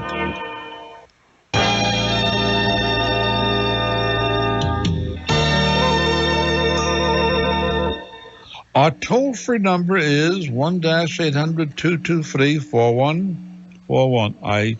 You're welcome to call. It's toll-free. And I am Bernard Meltzer, and you're also listening to Talknet. Good evening, friend. Hello, Doctor. I've got a question concerning child custody. What's that? My wife left and filed a petition for separation and child custody. Right. And this was filed on the grounds of child abuse. Also... How old are the children? 3 years and 4 months old. One child, little girl. Right. And there has been some family interference for a number of years now, and to complicate this thing, something was filed with the state in the way of a child abuse investigation. Which is, your wife left? Yes. And she accused you of child abuse? Right. What did she accuse you of doing? Well, she has accused me of several things which are totally false. However, I'm concerned with her. They may have... No, what did she accuse you of doing? Well, she accused me of holding the child's mouth and nose and not allowing it to breathe to discipline the child. That is totally false. Has this been investigated by the state? They are... this is a very big issue in Louisiana right now, and... It's a big issue in every state. Yes, and this is something to boggle the situation. Her family has a very tumultuous background with husband and wife leaving, having problems also. No, but you're getting away from me. I want to try to help you. Yes, sir. Is the charge of child abuse under consideration and investigation, or has it been dropped? It is under investigation at present, but they have so many months to follow up on. Okay, that's all I want to know. Now your question, my friend. Yes, I'm wondering who, or is there an agency, perhaps, that could help me in trying to head this thing off without it being drug out. In the meantime, she's being... Head off the charge of child abuse? Yes, and the idea that, my wife has done some unstable things to our marriage. No, don't bring her into this thing. Okay. We're only on one thing now. You're accused of child abuse. Right. And you're asking me how to get out of this. Right. I'll tell you, there's no agency that I know that'll get you out. Do you have your own attorney? Yes, and they've got such a vicious attorney. It seems like all we're ever doing is defending. Well, that's right, because let me tell you one thing. There are many... This day and age, a charge of child abuse brings the power of the state down on top of you. It brings their prosecuting attorneys. It brings their social workers. Right. It brings their psychologists. It brings their police. And for you to defend against it on an equal basis costs a fortune. Right. And that's what you're going to find out. In other words, the fact today, the way to get even with anybody is to accuse them of abusing their children. Right. Even anonymously. And I'll tell you one thing. It's spreading like wildfire across the country. Yes, sir. Where people are being accused. In other words, if you don't like somebody, just accuse them of abusing their children. Absolutely. But the first thing facing you is you've got to get rid of this thing, because otherwise the whole matter of custody flies out the window. That's what you really started out to ask me. Yes. If you are found guilty of child abuse, they'll never let you get near the children. Understand? Right. And that's what you've got to defend against right now. And the fact that your wife is unstable and so on doesn't fit into the pattern at all. Right now, she's not on trial. You're on trial. Right. Okay? Thanks. I'm just concerned. I had missed a portion of a Talknet show the other day, and in getting out my truck, there was a portion, I don't remember exactly what program it was this past week, concerning custody and so forth. And well, you're welcome to ask me any question you want on custody. But I'm telling you right now, if you are found guilty of child abuse, you will never get custody of those children. That's what I'm telling you right now. Thanks. I am Bernard Meltzer, and this is Talknet. My friend, welcome to the program that helps you cope, because as you listen to others trying to cope, your problem becomes less severe. Good evening. You're talking to Bernard Meltzer on Talknet. Welcome. Hello? Hello. Yes, my friend. I'm a 16-year-old, and my mom just got remarried, Right. and she has an older daughter who's 31, and she wants to come live with us, and we don't have room. Who's going to come live with you? My stepsister. Who's how old? She's 31 years old, and she has kids. What does Mom say? My mom doesn't like it, but What does your stepdad say? he thinks that they should, because that's his daughter. In other words, he wants them to come live with you. Yeah. And how do you feel about it? Not so good. Well, because she has a daughter that's my age, and we don't get along. Well, you see, you'll find one thing as you grow up, this bit of wisdom, listen to what I'm now saying. Uh-huh. Second marriages are broken up mostly not by money or anything else, but because of children. And that second marriage of your mom, Yep. and that man is on the way on the rocks, because right now that fight you have will break up the family. And there's no solution to it except for your mom and your stepfather have to get down and sit down and talk it out. Because without a doubt, it'll lead to trouble. Well, they have tried to talk it out, but like my mom puts her 2 cents into it, he'll just say, well, I'll be there for your daughter. That'll be me. Okay, I understand it. In other words, Mom is trying to make a go at it, but I'll tell you one thing. I don't know how to solve this problem, and I agree with you right now that it'll cause trouble. Yeah. And I hope and pray it doesn't break up the marriage. I hope not either. But there's no way of stopping it. If your stepdad wants to bring his son in, and your mom says, let him try it, I mean, he'll bring his daughter in with the children, and your mom says, I'm willing to try it, what you have to do is smile and try to get along. Thanks. Let me remind you that if you reach the point where you can tell the difference between good advice and bad advice, then you also have reached the point where maybe you don't need any advice. Good evening, friend. Welcome here to Talknet. Hello. Hello. Welcome aboard, friend. Yes, Bernard. I traded houses with a broker friend of mine, investment property. You traded what? I traded some investment property with a broker. Right. Okay. And after closing and getting the lease on the tenant that was in this piece of property, I found that he had collected the last month's rent as well as the deposit. And walked off with it. Right.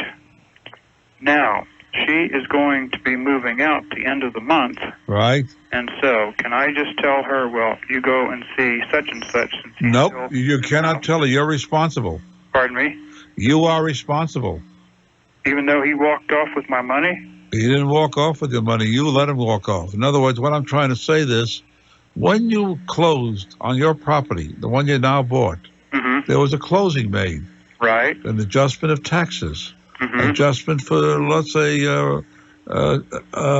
rents and anything else. And one of the adjustments that had to be made was for escrow money.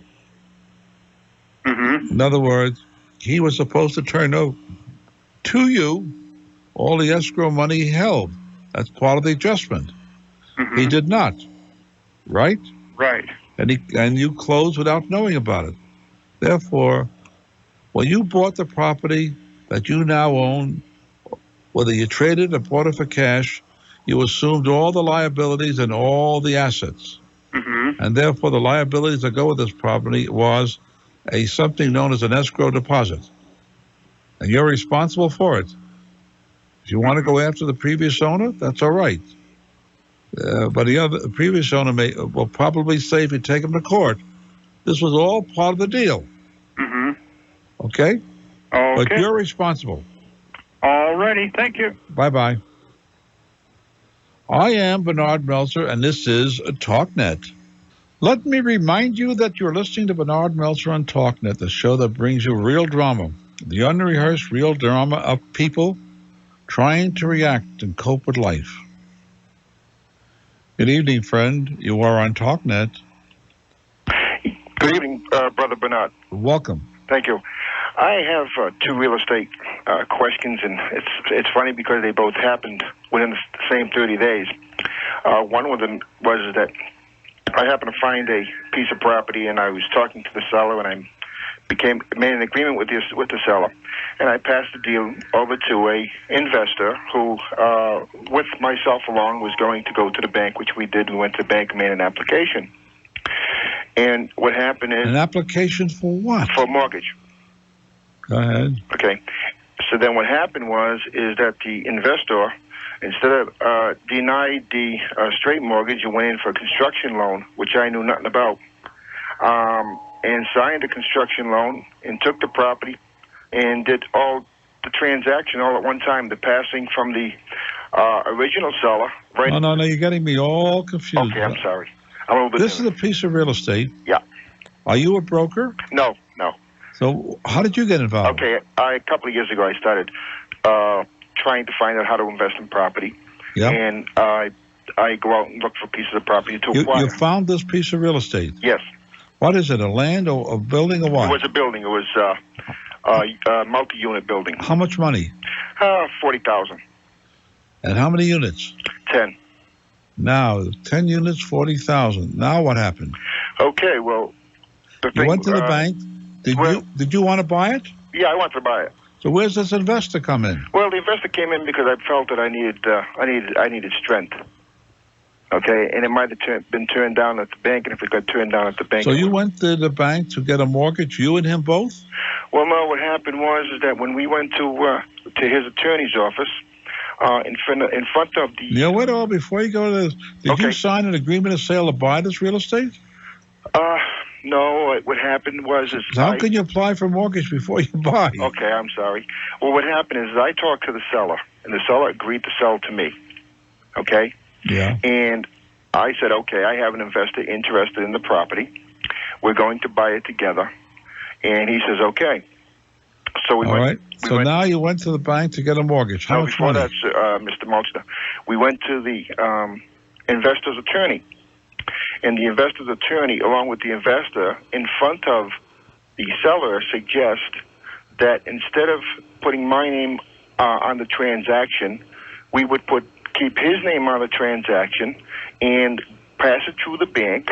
After it got passed through the bank, then I would become involved in front of the seller. In other words, leave the investor's name on only, not yours. Yes, that's correct. Go ahead. Okay. And that all transpired. Yep. And what I'm curious to find out is I have the seller who was willing to testify for me. Okay. What? To the fact that the statement was made that I was involved in the deal, and that he was selling to me, and then it got turned over to the investor. Yeah, but the owner of that property signed an agreement of sale with the investor. That's correct. Now, in real estate, a written agreement takes precedence over all oral considerations. I see.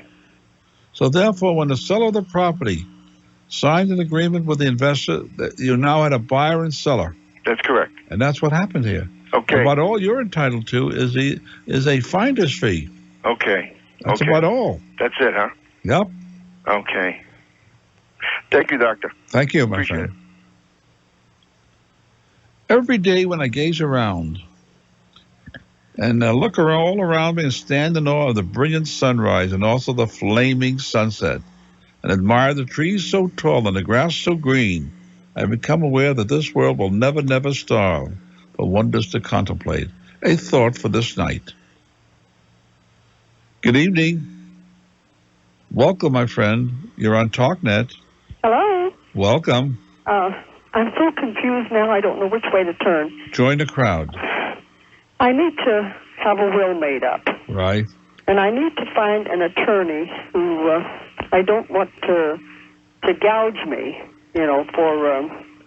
for setting up a will. I don't know whether to set it up in a trust for the children or whether to Well, that's an easy question. You just ask the attorney what he will charge. And don't be bashful. And then when the attorney says to you, don't worry, then you start worrying. Oh. But you should ask the attorney what he will charge, and also if he says, I'm not quite sure, then you say, I want an outside maximum figure. I see. Okay? I have assets, I think in excess of $600,000. Right. And I'm kind of worried as to, they told me that they would charge according to what my property was worth. For making a will? Yes. Nah, you've got the wrong attorney. So that they... In other words, it also depends what you want to do. A simple will, in your case, should only cost a couple $100. A couple $100? A simple will, yeah. Not a simple will, though. I have 4 different properties, and I have stocks and bonds and that's money relatively markets. simple. You're not complicated. The will itself, by the way, is very cheap. Mm-hmm. Don't get mixed up between the will and what I'll call the executor's fee. I see. That will run about 5%. But the will itself is very, very cheap. Oh, Attorneys make out wills very cheap because they want to be the attorneys for the estate. I see. Okay? Thank you very much. Thank you, my friend. Good evening. Welcome to Talknet. Are you there? Can a wife or husband legally leave their spouse out of a will? No, not as long as you're married to them. You can't leave them out. All right. I have a waiver and consent that come from my father's estate wanting us to sign it and also sign a receipt for release from on it in regard to, and they haven't left anything from my mother's estate into my father's. Now, what are you talking about? Did your daddy pass away? Well, in the first place, my mother passed away first, and my dad left a will. And left a will, and in the will she says I leave my husband no part of my probate estate. It is my understanding that our farm and the bank account is held by joint tenancy. Honey, nowhere can you cut a maid out of an estate. In other words, it varies. Do you have any children? From this marriage? Are there any children from this marriage? Yes, there was. There was 8 children, and what happened was... Well, therefore, look, let me tell you, in most states it's the following. Where you have 8 children, your hubby could take against the estate to 1/3. You understand? Yes. Therefore, if you leave him nothing, he can take against the estate if he wants to 1/3, plus some other stuff. But roughly 1/3 is where the share in most states. Well, I did not sign this waiver. What happened is my dad and my mother were both up in age and very old, and my mother passed away, and then my dad, they got Garney. Honey, what waiver are you talking about? Waiver, and he's got a waiver here that he wants us to sign. Who's the he? Attorney for my dad's estate. Well, attorney for your dad's estate. In other words, your mother and dad have already passed away? Yes. And both estates are in probate? Yes, and my mother passed away. No, wait a while. And whose attorney is this? How did this attorney get into this situation? Attorney for my father's estate. Did your dad name him as the attorney in the will? No, he was appointed by the administrator, I mean. And who's the administrator? Somebody my brother. Okay. What happened is my father... No, honey, please. We can get so complicated here. You and I can talk about this for the next 5 days. The question you're asking me is what? Hello? What question are you asking me? What I want to know is, see, what Dad did is left all of it to his grandchildren. He put me in because my daughter was deceased. Now, honey, you're getting complicated again. In other words, you have an estate matter that's so complicated, we couldn't possibly discuss it on the air without the papers in front of us. But you're asking me whether you should sign a waiver? I don't know. I don't know the facts in this case. Talk it over with the attorney. And if you have any doubt, go get your own attorney. And I suspect this is what you should do. because this sounds like a very complicated estate. My recommendation is get your own attorney to advise and counsel you. I'm Bernard Meltzer, and this is Talknet.